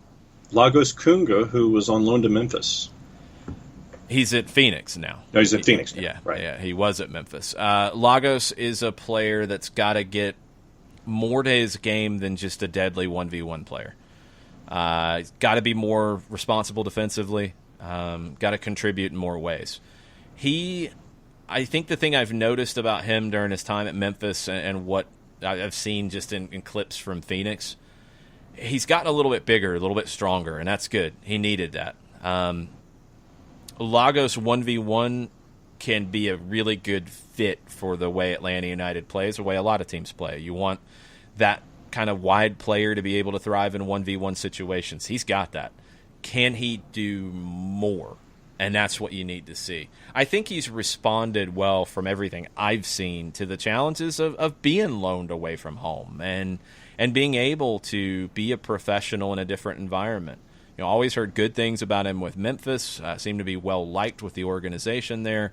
Goes to Phoenix, which is a step up. I mean, Phoenix is the team that wants to win the USL championship every single year, and they have big aspirations. So for them to bring him in, that says a lot about where they view him. Can he be more than that? Being a USL championship impact player is not a bad thing at all. Can he be more? I think that's the next question for Lagos Kunga. I'd love to see it because he is a really good kid. I've known him since he was a young kid. Always loved his mentality. Always loved his his work ethic, and I want to see it work out for him. But that doesn't mean that if it doesn't become an MLS star that it doesn't work out for him. You want these players to be professional. You want these players to be professional players and make money playing this sport. And Lagos can be that. And now it's finding the level for him. I'd love to see more from him. I think Phoenix is going to be a good opportunity for him. And the other one that signed in 2018 was Patrick Okonkwo. Another one who is not here anymore, had some injuries, just never quite made that jump. I think he showed more flashes late last year than he had previously. Size, speed, looks good getting off the bus. You see him and you think he's going to be a great number 9. He's still got work to do in all the other elements of being a number 9. The work off the ball, the movement off the ball, pressing, all those kinds of elements. He's another player I want to see where he lands. I don't think he's landed anywhere just yet. He spent some time with Pittsburgh in preseason in USL. He can play in USL Championship. He can play in USL League One. With consistent minutes, can he correct some of those different things? That's what we'll have to see. And then the 6th one was George Campbell. And his trajectory has been fast. He has emerged very, very quickly in terms of going from an academy player last year to turning into a player who has played first-team minutes now. George Campbell might be the one that surprises all of us because we didn't expect that he would be one where he is now this quickly. It's a credit to his work ethic. Tony Annan talks about it all the time. He's put in the work. He went from being a roster player to a key player in the academy to a amateur player with Atlanta United 2 to now being a key with Atlanta United 2 last year and now to being in the mix with the first team. When he was called upon, he's delivered. That's a credit to the development path that he's been on. He might be the one that surprises us more than anybody. I'd love to see it. And then obviously Josh Wolf. Wow. Tyler Wolf. Dated myself there. Tyler Wolf was number 7. Yes. All right. We've got an announcement from Ike Opara of Minnesota United. He said, before it's reported elsewhere, I want to let the fans know that I am currently not in Orlando with my teammates. I am continuing my physical rehabilitation on a pre-existing condition that was agreed upon between the league and Minnesota United. I'm sad I'm not there with my guys, but will be the biggest fan from home in Minnesota. I don't know what the condition was. It'll be reported on. As he said, he's saying this before it's reported elsewhere. That was part of the agreement. This MLS tournament was set up differently than NWSL. NWSL players could opt out, no questions asked, and full pay. Opt out, all good. In MLS, there had to be a reason, and it was talked about consistently. Jordan Morris was a player that was talked about with this. We know his battle with diabetes. That would be a pre-existing condition. If he opts out, decides not to play, that's a thing to point to. Players who are recovering from injury. Jonathan Dos Santos has to have surgery. These situations are different than opting out. And that's going to be the question with Ike Opara is, what's the condition? I don't think it had been reported previously, but it has been agreed upon because you have to get the sign-off from the team in the league in this situation it's like an excused absence. So he's got that, and he's not going to play in Orlando. Other stuff on the Twitters for folks who've had a variety of things that they wanted to talk about this morning. When we got into the entrance music and music for processions and things like that, Joe Johnstone is still lobbying for Petey Pablo for Charlotte. The song just changed shirt to scarf. Yeah, I like it. You could get Petey to record a new version of that. I'm down with this. I actually DJ'd for Petey Pablo at a club in Athens as that song was becoming big. He didn't have an album out yet, and we had started playing that song in the club, and booked him to come and do a performance of that song because that was it, and hang out at the club and meet people. And Petey was a really cool guy on the way up as he was I think that song was just starting to break nationally at that point, but we had found it, and it was one of those back at that time that you played it before anybody knew what it was. And the normal reaction at a club when somebody plays a brand new song, it's like, people might be dancing, might be kind of looking around, might go to the bar to get a drink. And then you hear that hook, and it was one that you would see people react to it. You see people start, waving their arms in the air and all of that, and it just caught. And every time I played it, it got bigger and bigger, and the reaction got bigger. And Petey was a good dude. It was very cool to meet him back at that time as he was starting to become a big star. There you go. Let's see. Tafka wanted to know, he says, y'all give a shout out to the epicness of the new Iceland crest. Pretty cool, right? Yeah. They did a pretty good video with it, too. The crest is cool because it's different. It doesn't look like a crest. That's what I like about it. It's really unique. And the video, was that Bjork who narrated? Ooh, that would make sense, wouldn't it? Because it kind of sounded like Bjork, but I cannot make sure that it was her. That was really bad. It was on short notice. Yeah, but that was like half Leprechaun. Then I could do a Fit Finley, and Yeah, it was Fit Finley. That was like mini Fit Finley is what that sounded like. So it was what's his face? The mini Fit Finley. Who's the Not Hornswoggle, no. That one, thank you. I was trying to figure out Hornswoggle. Ricky Ricardo says, I know I'm probably dating myself on the young side, but the Teen Wolf TV show on MTV was pretty good. We got into the movie discussion. I heard that. I did not see it, so I cannot speak on it. I heard that the TV show was far better than the movie, which is really bizarre. That doesn't happen maybe ever. But that was one that's what I've heard. The movie set a low bar, so you didn't need too much to be better. But yeah, I've heard that. I need to go back and double check that show. Stunner on our discussions of better sequels or good sequels for bad first movies.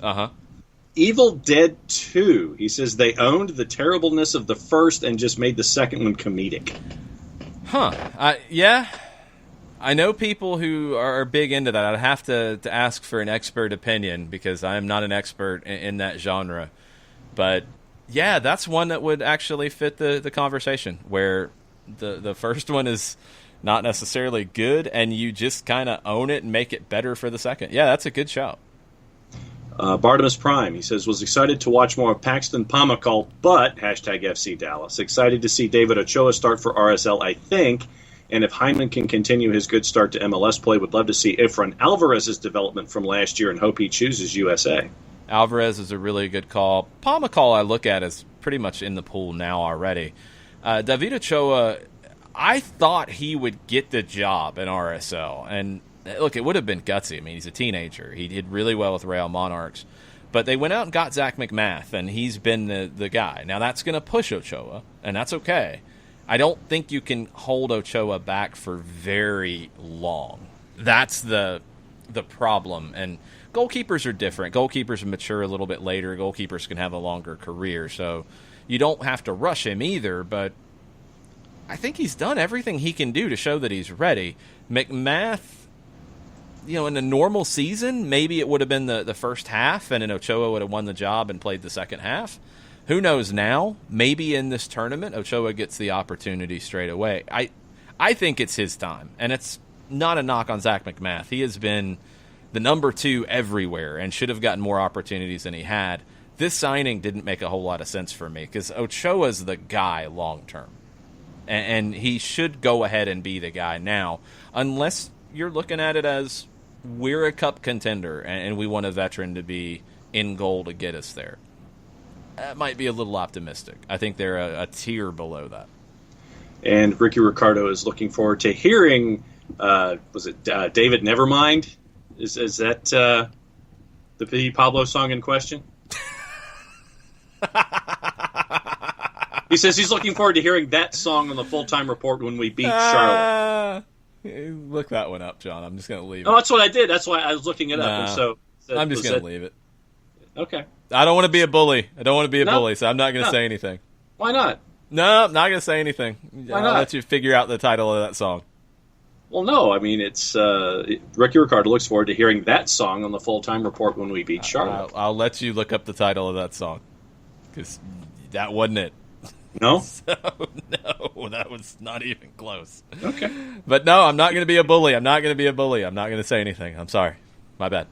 I apologize. I'm trying to turn over a new leaf. Oh, okay. Sorry, I went to the wrong song. I was looking at Raise Up. I was not looking at... I was looking at Raise Up as the song. That's the song, yes. That's the song. It's not anything about David Nevermind. It's something that gets said in it. Yeah, the lyric off the top. This is David Nevermind.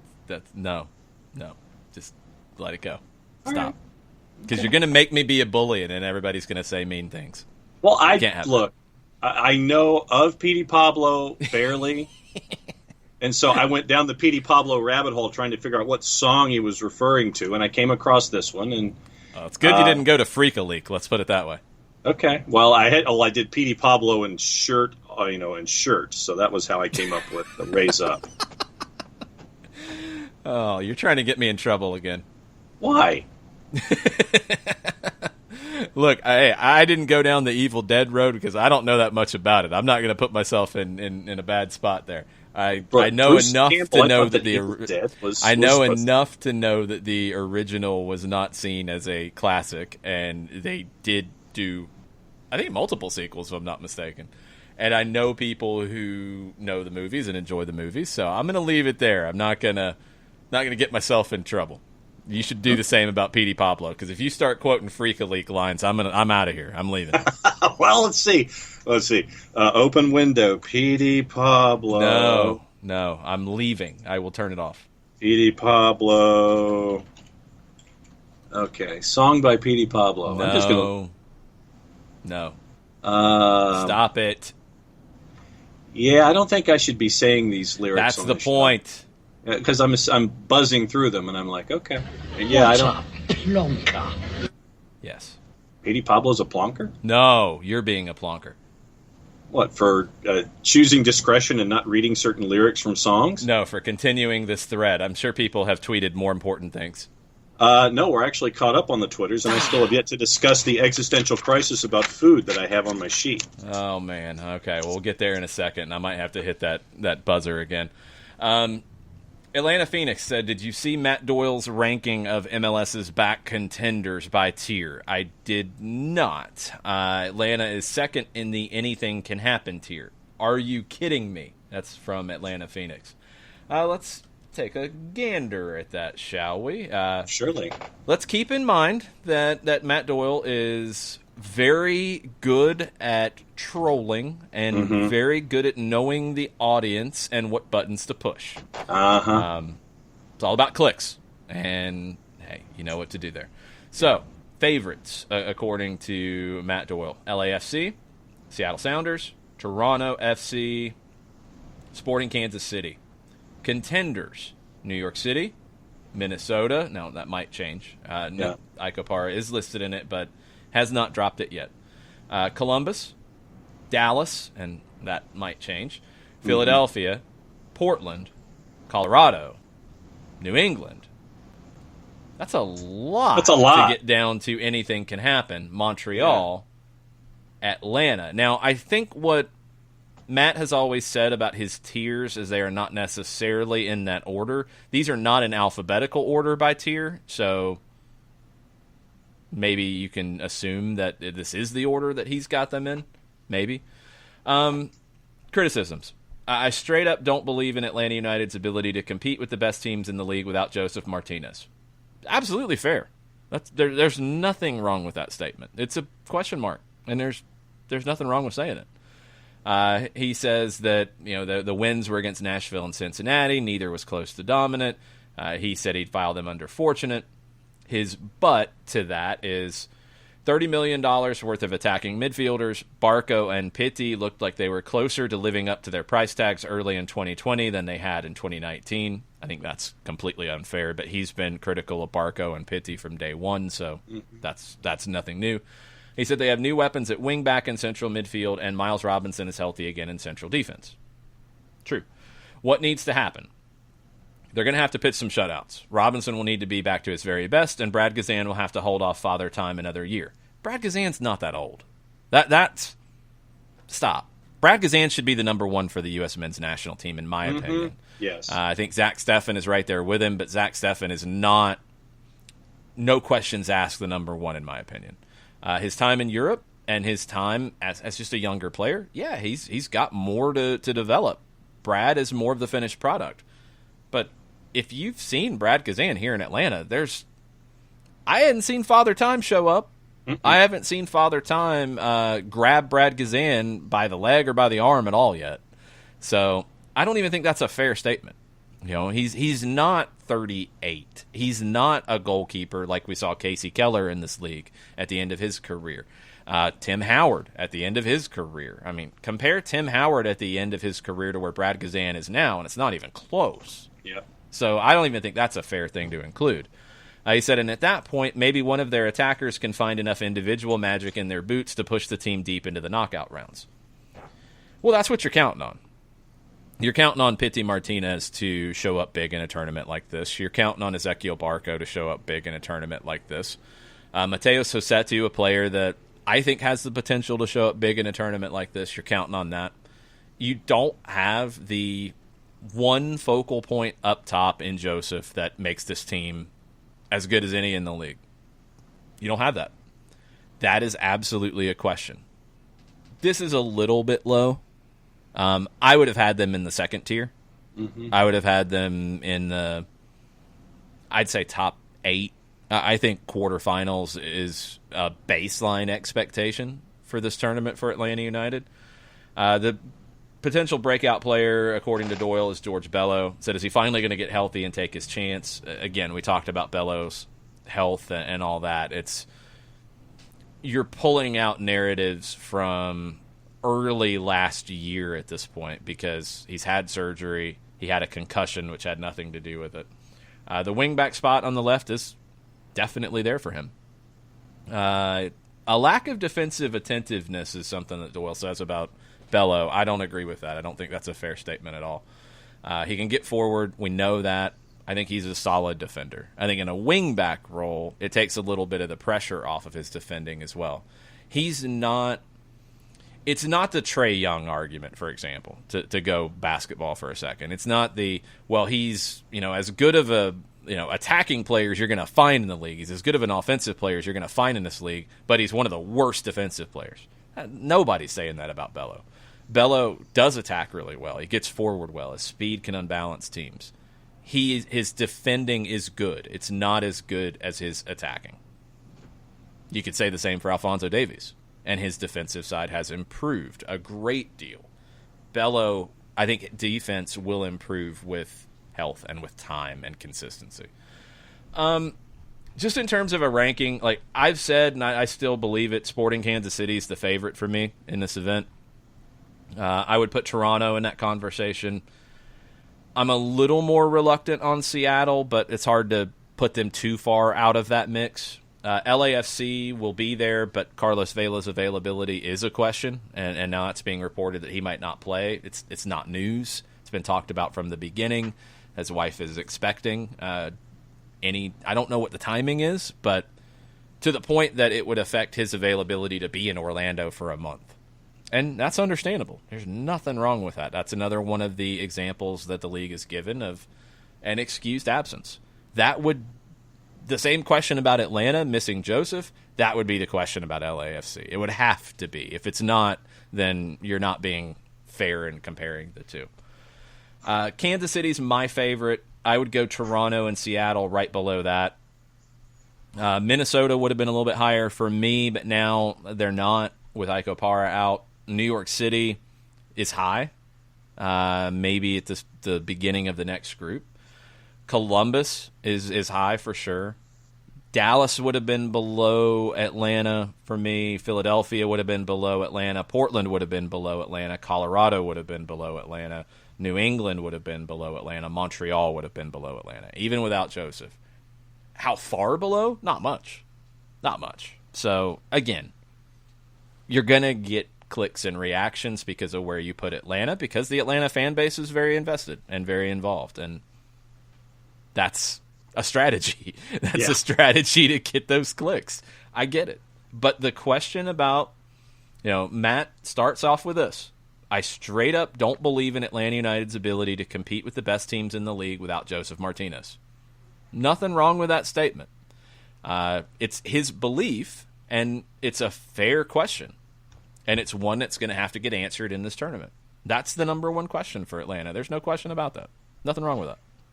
Ricky Ricardo says, I get the trolling, I do, but why do people think Frank DeBoer has been just sitting on his hands the last 4 months and couldn't come up with any idea to play without Joseph? Like, come on now.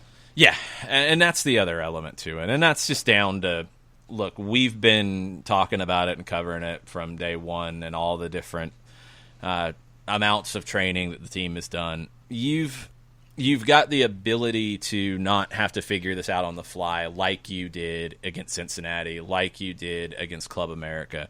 You've been able to train, and you've been able to work through it. Now you know all the possibilities. Now you know how Adam John fits with Barco, with Pitti. Now you have Josetu to give you another weapon. Now you have Castro to give you another weapon. You've got more possibilities now. So it's not like when the injury happened and you had probably from the end of the Nashville game through the end of the game in Mexico, you had full training sessions, like really hard work training sessions. 2? Maybe. Yeah, probably 2. Because you were able to prepare for the Cincinnati game. Then you didn't have any hard training sessions between Cincinnati and Mexico. You had a recovery day. Maybe you got one in. Maybe you got one in on Monday. And then Tuesday was a walkthrough at the stadium, and you played on Wednesday. So maybe 3. Well, you've had a lot more than 3 training sessions now to get ready for this. So, yeah, Frank DeBoer, look, that's been the conversation about Frank DeBoer from day one. People have, for whatever reason, have not had the proper amount of respect for Frank DeBoer and the job that he has done here. Let alone what they thought when he came in the door. And it's unfair. I think he answered a ton of questions last year. I thought he did a very strong coaching job. The challenges that he had to face were more than what Tata Martino had to face in the first 2 years. He had injuries too. But Frank had a different level of expectation because of the previous success on top of the injuries he had. And missing Miguel Almiron, and having to change the way the team played on the fly because of all that, because that dragged on. Remember, that was at the very end of January last year. So all kinds of different things. I think Frank's answered all those questions. I think he deserves more respect in this league. He deserves more respect from the people who cover the league. And I hope he gets it because the job's been really good from him. Couple of other things. Mr. Fantastic wants to know if there's any update on the Eric Lopez trade possibly getting done today. Signing, yeah, not trade. No idea yet on that. Reports were that he was coming in from Paraguay. The team is reportedly heading to Orlando on Saturday. There's not really much of a push here. I don't know if he would be able to play in Orlando at all because we don't know if he would be a TAM player. He wouldn't be a designated player because you don't have the spot. The roster rules that MLS has, I don't know if he'd be able to play. He only started individual training on June 10th with Olympia, so not a whole lot of fitness there, not compared to the rest of the group. So is he going to be one that joins the team after this event? I think that's far more likely. So if it happens today, if it happens tomorrow, if it's announced next week, it doesn't really matter at this point because I don't think he would factor in to the group stage at all in Orlando. And then are you going to factor him in to make debuts in knockout games? It'd be off the bench. It'd be something late. But you've got the depth. So it could happen. I'm not saying it won't. You've got to clear a senior roster spot for it to happen. And that's the question mark going into all this. And I checked our Twitter handles and folks that we were keeping an eye on when all this stuff initially broke. Bruno Pont, Arturo Rubin, FALG 1080 AM. No updates from them in any recent time frame about any news. Yeah, which is nothing new. I mean, that's kind of how this goes. So it's reportedly done from reports. It's not done until you get an announcement, and there's not a clear need for it to get done today to be able to play next Saturday, that kind of stuff. So it'll happen, it sounds like, but I don't think it's going to happen immediately. I don't think it's going to happen for this tournament. You've got to clear a roster spot. That's the number one, is you've got to, unless you're going to clear the roster spot before Jurgen Damm joins it. If he's going to join it in that next window, then okay, then you got to clear it after this tournament. So you've got things to figure out to add Lopez at this point. Tafka on the breakfast tailgate discussion says a friend of his is Venezuelan. His breakfast arepas are awesome. Oh, yeah, that's for sure. Arepas are good no matter what. So, you add breakfast-y kind of foods in them. Yeah, I'm in for sure. All right. We've got kind of greatest hits news from overseas. Do you want to do that or my existential food crisis? Let's go ahead and get the food crisis out of the way because I'm afraid of this. Okay. Well, it's a couple of things. I mean, let me get my buttons ready for this one. All right. So yesterday, offline, or in our own private discussions, we got into the thoughts of a couple of different things. It was me and Jason and Jarrett and Nick, and the first thing that we got into, I want to say, was pickles on a chicken sandwich, and we are split down the middle on that idea. Okay. I think you and I like pickles on a chicken sandwich, and they don't. I don't remember what Nick said about it. There are some very strange people out there who have a huge problem with pickles in general. It's not about chicken sandwiches. They don't like pickles. And I've never understood that. I like pickles. It's honestly that simple. That's not a food crisis. Yeah, well, it split the both of us here. It split the four of us. Okay. And yesterday, lunch for me, and this Drew. How do I phrase your response to my lunch choice yesterday? Oh, I'll phrase it, and I'm okay. I'll go ahead and be a bully, I guess. I jokingly described your. What was it? It was your reaction to trying new things to having the eating habits of an 8-year-old. I jokingly said that on the show yesterday. Yeah. And then what did you have for lunch? I had Chef Boyardee lasagna. Mm-hmm. I did not know that was going to happen, but I kind of called it. And the thing that gets me is that I don't know if it's because we've grown, like, altitudinally, not internally or mentally or anything, but since we were kids, this is the thing that has gotten me. Since we were kids, we sit there, you have the bowl of Chef Boyardee or whatever, or the SpaghettiOs or whatever, beefaroni, whatever your favorite thing is. The key being since we were kids, yes. But it's like the proportion size when we were kids, it filled the bowl, you were good, and lunch was there. Is the can the same size, John? I don't think so. Maybe you think they shrunk the can? I think they shrunk the can. We grew in size and stature as we grew older from the time that we had this stuff for lunch when we were kids. But I honestly think, like they've done with the Little Debbie oatmeal cream pie, that they've shrunk the size of the can. The Little Debbie oatmeal cream pie is not the same size either as it was when we were growing up. And it's disappointing that you want some kind of comfort food, so you go get Chef Boyardee, then you go home and you realize, and you put the contents of the can in the bowl, and you're going, there's like half a bowl here. It's counterproductive, so you end up having to take 2 cans of the Chef Boyardee lasagna to make a full bowl for something that you would do for lunch. It's disconcerting, it's disappointing. And you're like, come on, man. What is happening? I know what's happening. And boom goes the dynamite. What's happening to food today?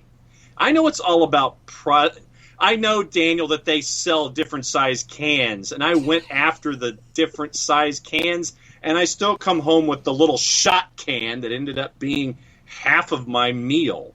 Why'd you get that can? If you previously ate the normal size can. That's what I thought the normal size can was.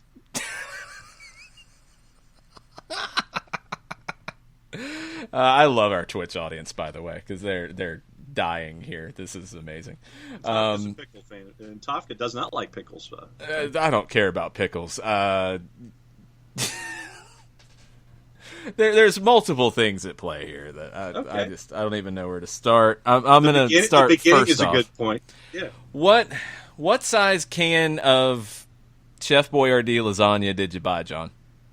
I'm guessing it was, if I'm holding my... Did it have a pop top on it? Yeah, it had the pull top. Okay, then that was probably the little can. Not a normal-sized can that you would buy of any canned product at the store, because it's kind of a universal size, the normal-sized can. Do you normally buy canned things at the store? No! Well, that's part of the problem. You don't know what the normal size of a can is.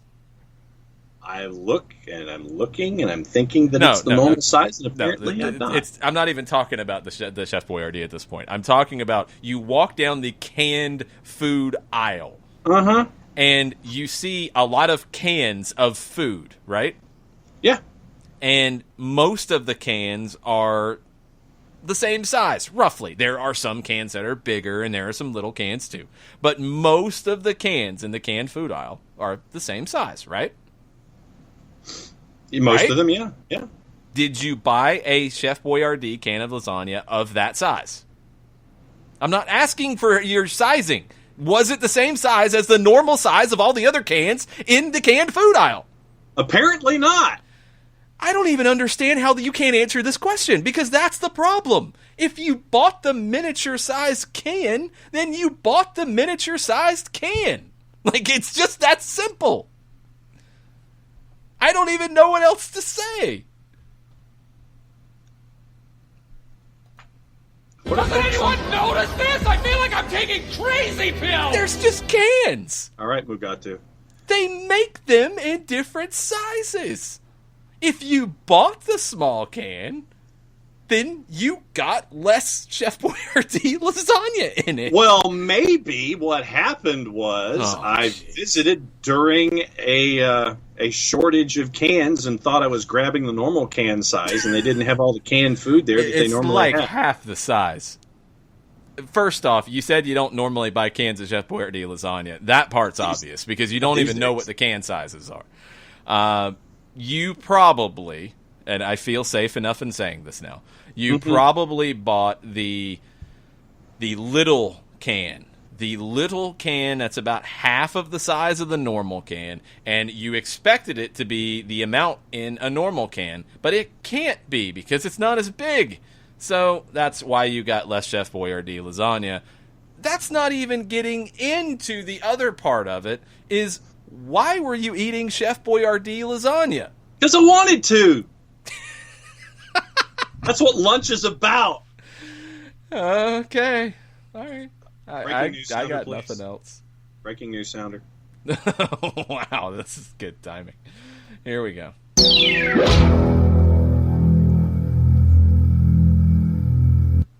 USL Championship announces their opening weekend schedule. Return to play is out. And according to the league, 5 of 9 games are going to air on national television as the 2020 season resumes. 9 games are scheduled between July 11th and 13th. 5 of the contests aired live on ESPN2 and ESPN Deportes. The remaining games available on ESPN+. Real Monarchs, San Diego Loyal at 4 Eastern. On the 11th, later that night, Phoenix Rising and Los Dos at 10 on ESPN Deportes. Friday night. On Saturday action, you get Indy 11, St. Louis at Lucas Oil. You have Tampa Bay hosting Atlanta United 2 at Al Lang. Colorado Springs hosts New Mexico United. El Paso Locomotive hosts Rio Grande Valley FC. Sunday evening is the spotlight for Lynn Family Stadium on ESPN2 and ESPN Deportes as Lou City hosts Pittsburgh Riverhounds. You have games on Monday as well. So you're getting some extra games on Deportes, some extra games on ESPN2 to start this off. That's great for USL.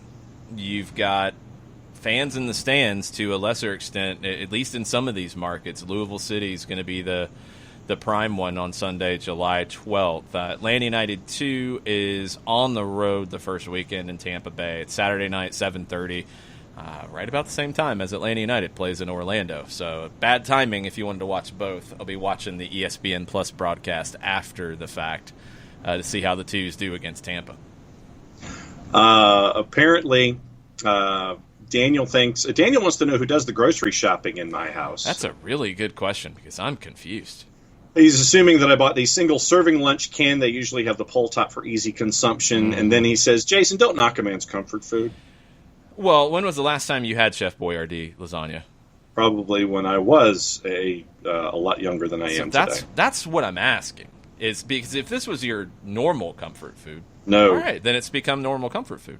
What possessed you to go buy a miniature can of Chef Boyardee lasagna out of the blue? Because I just wanted to. Okay, fair enough. It was an impulse buy, absolute impulse buy. I'm like, ooh, I like that idea. And the impulse led you to the child-size can. Apparently so. It's bad impulse. That's I need impulse. Need to just have better impulses, I guess. Yeah, or pick better things to get at the store, maybe. Or larger containers. Or that. I was gonna say there's probably better lasagna options in the frozen food section if you wanted to go down that road, but go for what you want. Just make sure you buy the right size can first. Yeah, exactly. So I had that going for me, which was nice. I just still can't get over that you don't know the size of the cans. Maybe because it was the only cans that were left on the shelf at the time, I thought it was going to be regular size. That's the normal way that you try to spin yourself out of this. Like, no, you don't go to the store and buy cans of food very often because you don't know what their sizes are. That's the answer. The Colonel says he told you months ago that I eat like an adolescent. I will, however, admit to an occasional craving for Chef Boyardee beef ravioli. # no bowl. Straight from the can at room temperature. Pandemic special mail order. No store required. That part is true. I have refrained from buying Chef Boyardee during the pandemic. I have had, what's my comfort food during the pandemic? Actually, there's been two that I've leaned to.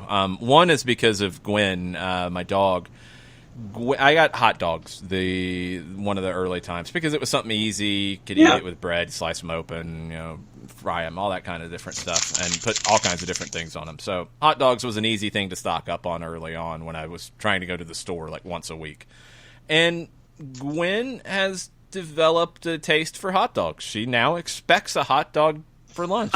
And so I've eaten more hot dogs for lunch because Gwen gives me that look of trying to make me cry if I don't give her a hot dog. Where's my hot dog? Yeah. Damn it. Yeah, and she expects her hot dog over her dog food and tossed on, mixed up properly and all that. So hot dogs have become a comfort food. I'll tell you what the other one is. That's an easy one that is good to just, like, after the show, I just want something quick. The tostadas that you can get at the store, every store's got them now. The crispy tortilla, like a tostada. You put meat, you put whatever you want on it. I'll do those just really simply with cheese, salsa. If we have like leftover meat, because a lot of times I'll do like tacos to cook that are simple and easy. If we have leftovers of that, I can throw them on top. I'll do it with just cheese. I'll do the tostada with cheese. I try to keep a little bit of the cotija cheese that I'll mix into it as well, and then put that under the broiler, melt the cheese, put some salsa on top. It's an easy lunch or snack, and that's probably my new comfort food during the pandemic that we're all feeling. All right. Comfort food for me, other than anything that the boss buys. It's like, you get the portable meals. They're good in a minute. Those kinds of things. I've drifted to ramen noodles. Those kinds of, that kind of stuff. So, pretty much anything that is put in front of me is a comfort food at this point, and I'm not going to sit there and turn it down. Especially if it's geared towards children. Right. Greatest hits in England before we go. Looks like Allegri has turned down a 2-year deal to be the head coach at Dortmund. He's waiting for a Premier League offer. Looks like Leroy Sané might be heading to Bayern for $50 million in return. Pep Guardiola wants to bring in Dwight McNeil from Burnley. Sheffield United is looking at a possible loss of $20 to $30 million this year. FA dates: Manchester City on the 18th, Man U and Chelsea on the 19th. Leicester seems fairly confident that they can continue playing at King Power. They feel comfortable with their testing procedures right now, even though there has been a jump of cases in Leicester itself. The Championship looks like they're trying to pursue an £18 million salary cap. Arsenal is still, Mikel Arteta is still sitting Matteo Guendouzi, looking to trade him. He did not play against Norwich. Manchester City looks like they're going to hear from Cass on July 13th. Yesterday in the Prem, Miggy scored with his right. Bournemouth is in trouble. Now you want to get into Wigan. Yeah, let's get into Wigan real quick. So Sky had it this morning. The administrators in charge say that 12 different parties have expressed an interest. All that's well and good. They now have to prove that they have funds of at least £10 million to progress in negotiations. So 12 people have said, yeah, I want to buy it. And now they have to show they actually have the money to be in that conversation. Yep. Krasner, who's running the show at the moment, he said they've got to prove funds of a minimum of £10 million. Would I take £10 million today for everything? No. But they've got to show they can at least get to that level. Why don't we just set a price and just say, this is the baseline, and do you have this money? Okay, cool. Because what we're going to do is, do you have £10 million? You do. Okay, well, now we're going to need 50 to sell you the team. Well, you ask if I had 10. Well, we just wasted everybody's time. Come on, guys. Let's speed this up a little bit. Also, a question Krasner said, and something we brought up, ask how unusual a club being placed in administration 4 weeks after a sale was. He said, I think that's a first, and that will have to be looked at in due course. Ding. He also said, it is my personal view that there are a number of clubs in the lower divisions, League One and League Two, that may not survive by coming back. There's possibly one more championship club that may seriously be thinking about doing the same. BBC said Wigan could be followed into administration by 10 or 15 clubs, unless some financial help comes from the top of the game. That's coming from the Digital Culture, Media, and Sport Committee government agency. Administrators acting for Wigan said the club is, quote, finished, unquote, if funding cannot be found to get it through to the end of the season. The Hong Kong-based owners pulled out. Julian Knight, chair of that Department of Culture, Media, and Sport Committee, he said it would be tragic if a club that has been in existence for nearly 90 years is forced to the wall. We know that 10 to 15 clubs could find themselves in the same position. The DCMS committee sought clarification from Richard Masters, who's the Premier League CEO, on what action it was taking to provide extra money for clubs at risk. He told us that the Football League hadn't asked for extra funding and that the Premier League hadn't provided it. Again, the Football League and the Premier League are separate businesses. Keep that in mind. BBC Sport understands that, in fact, there has been talks between the Premier League executives and the EFL counterparts to that. The EFL has made its position clear. The Premier League is thought to be concentrating on trying to complete the current campaign before looking at the wider state of football finances. The Premier League broke away from the Football League in some to do with this, partially to do with this, because they wanted to make more money. They also didn't want to lose money because of situations like this. But now they're expected to bail people out. They have the money to potentially do that, although they are also looking at losing a lot of money during this, which can't be ignored. EFL saying that the total cost to its clubs could be a combined £250 million. Premier League already provides around £400 million. That's the $250 million loss would be on top of getting the $400 million typical. The $260 million of that $400 million from the Premier League goes to 9 clubs. That's the parachute payments. It's not across the board. It's not $400 million across the board. It's more like $140 million across the board. $260 million goes to 9 individual clubs based off their relegation history. The expectation right now, Premier League will resume in September, and that would go along with what Germany's looking at as well. Championship looking at resuming September 12 or August 29 for next season. No idea what League One, League Two, National League is going to look like in terms of starting their season.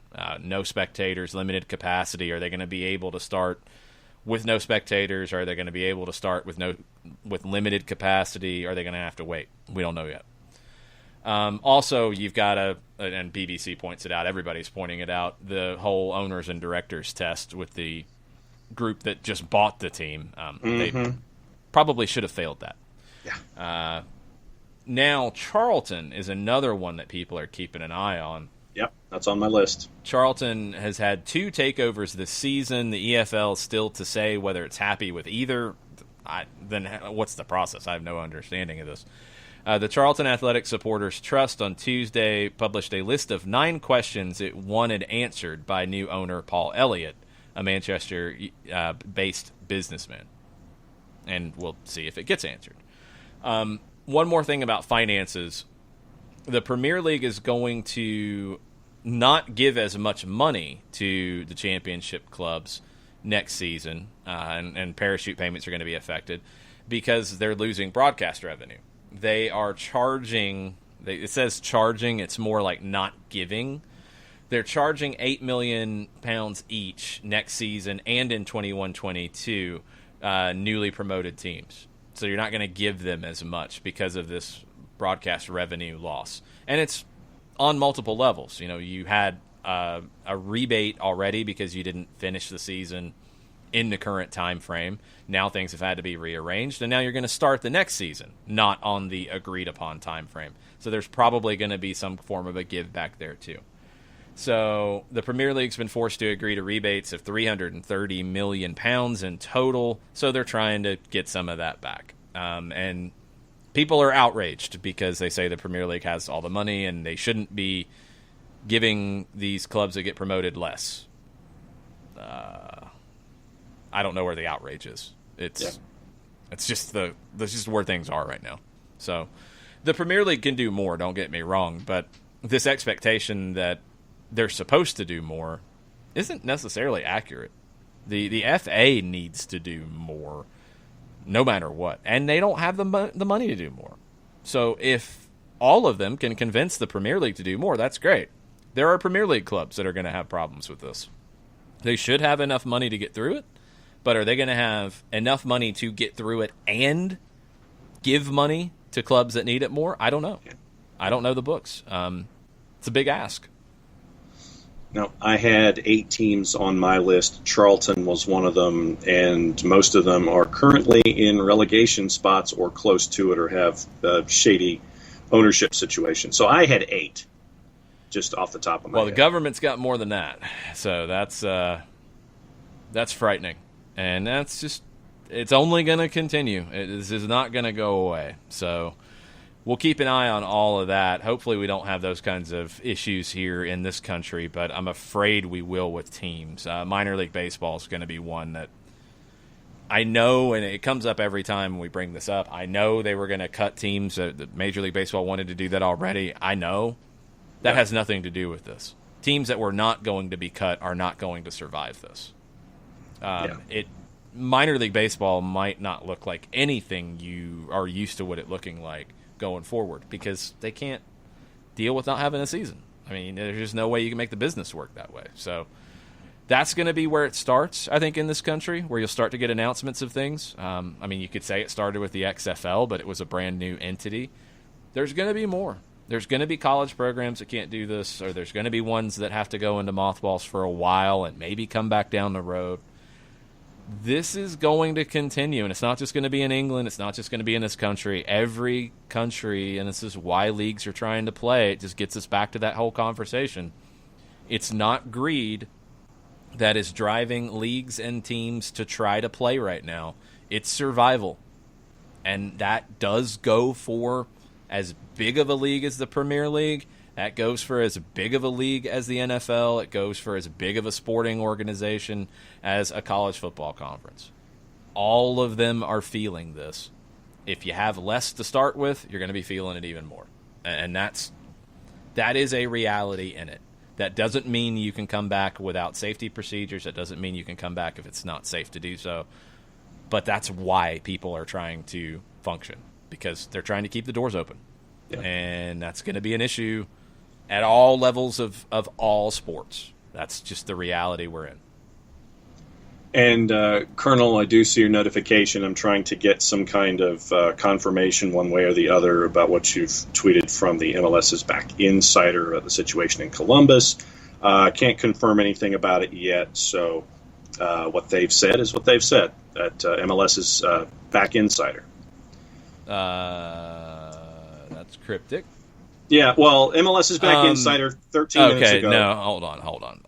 This is an independent account, and this is one that has shared a lot of things that there is no way to confirm. So this is not anything official. That needs to be understood. Could it be accurate? Who knows? Maybe. But could it be a complete made-up thing, like the picture of a faulty shower that has nothing to do with it, and also the picture of Omar Gonzalez's lunch when he's not in the bubble? Yeah. So hold on. This is what's going to happen right now. This is the same as other things. There's no way to confirm this type of stuff yet. You have plenty of people who are inside the bubble from ESPN who have reported this fairly, from Today NA who have reported this fairly, Nico Cantor.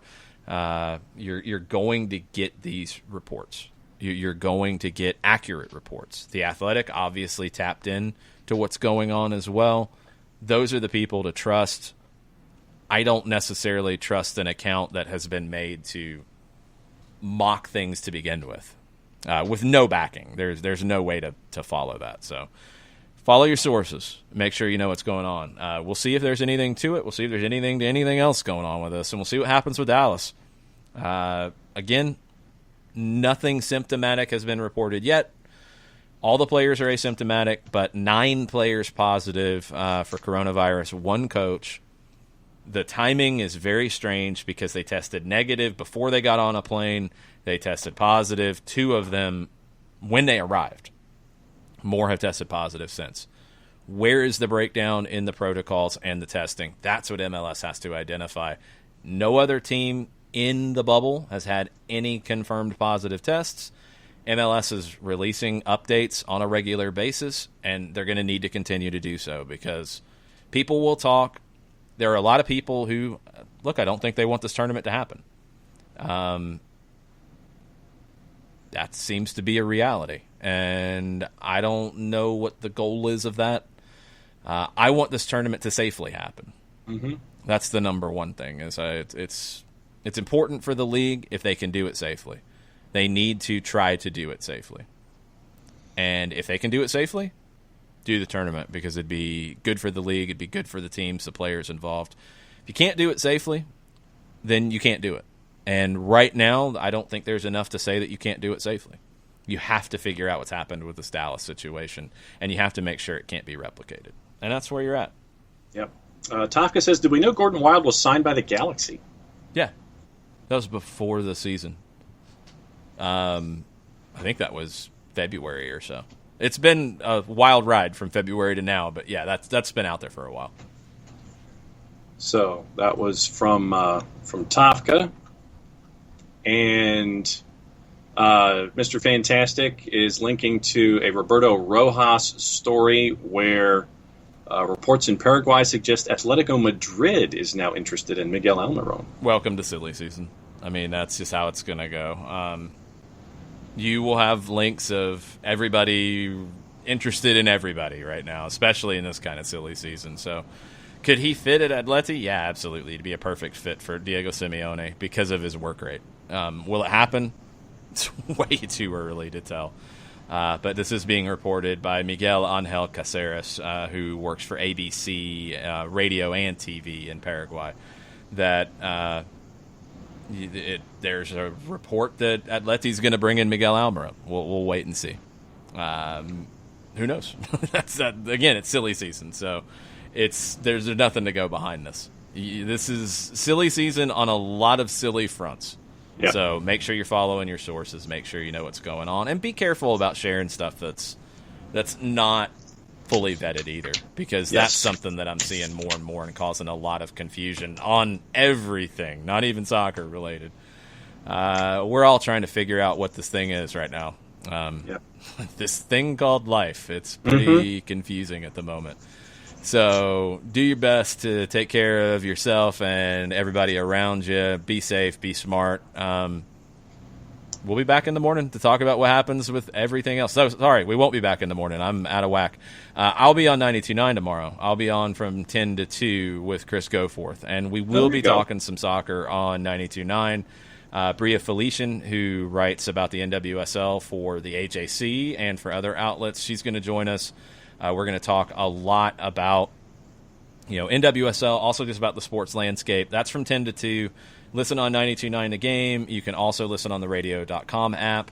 And then over the weekend, and we'll blast out the times when it's confirmed, we've got a 2-hour special preview of the tournament coming up on 92.9 The Game.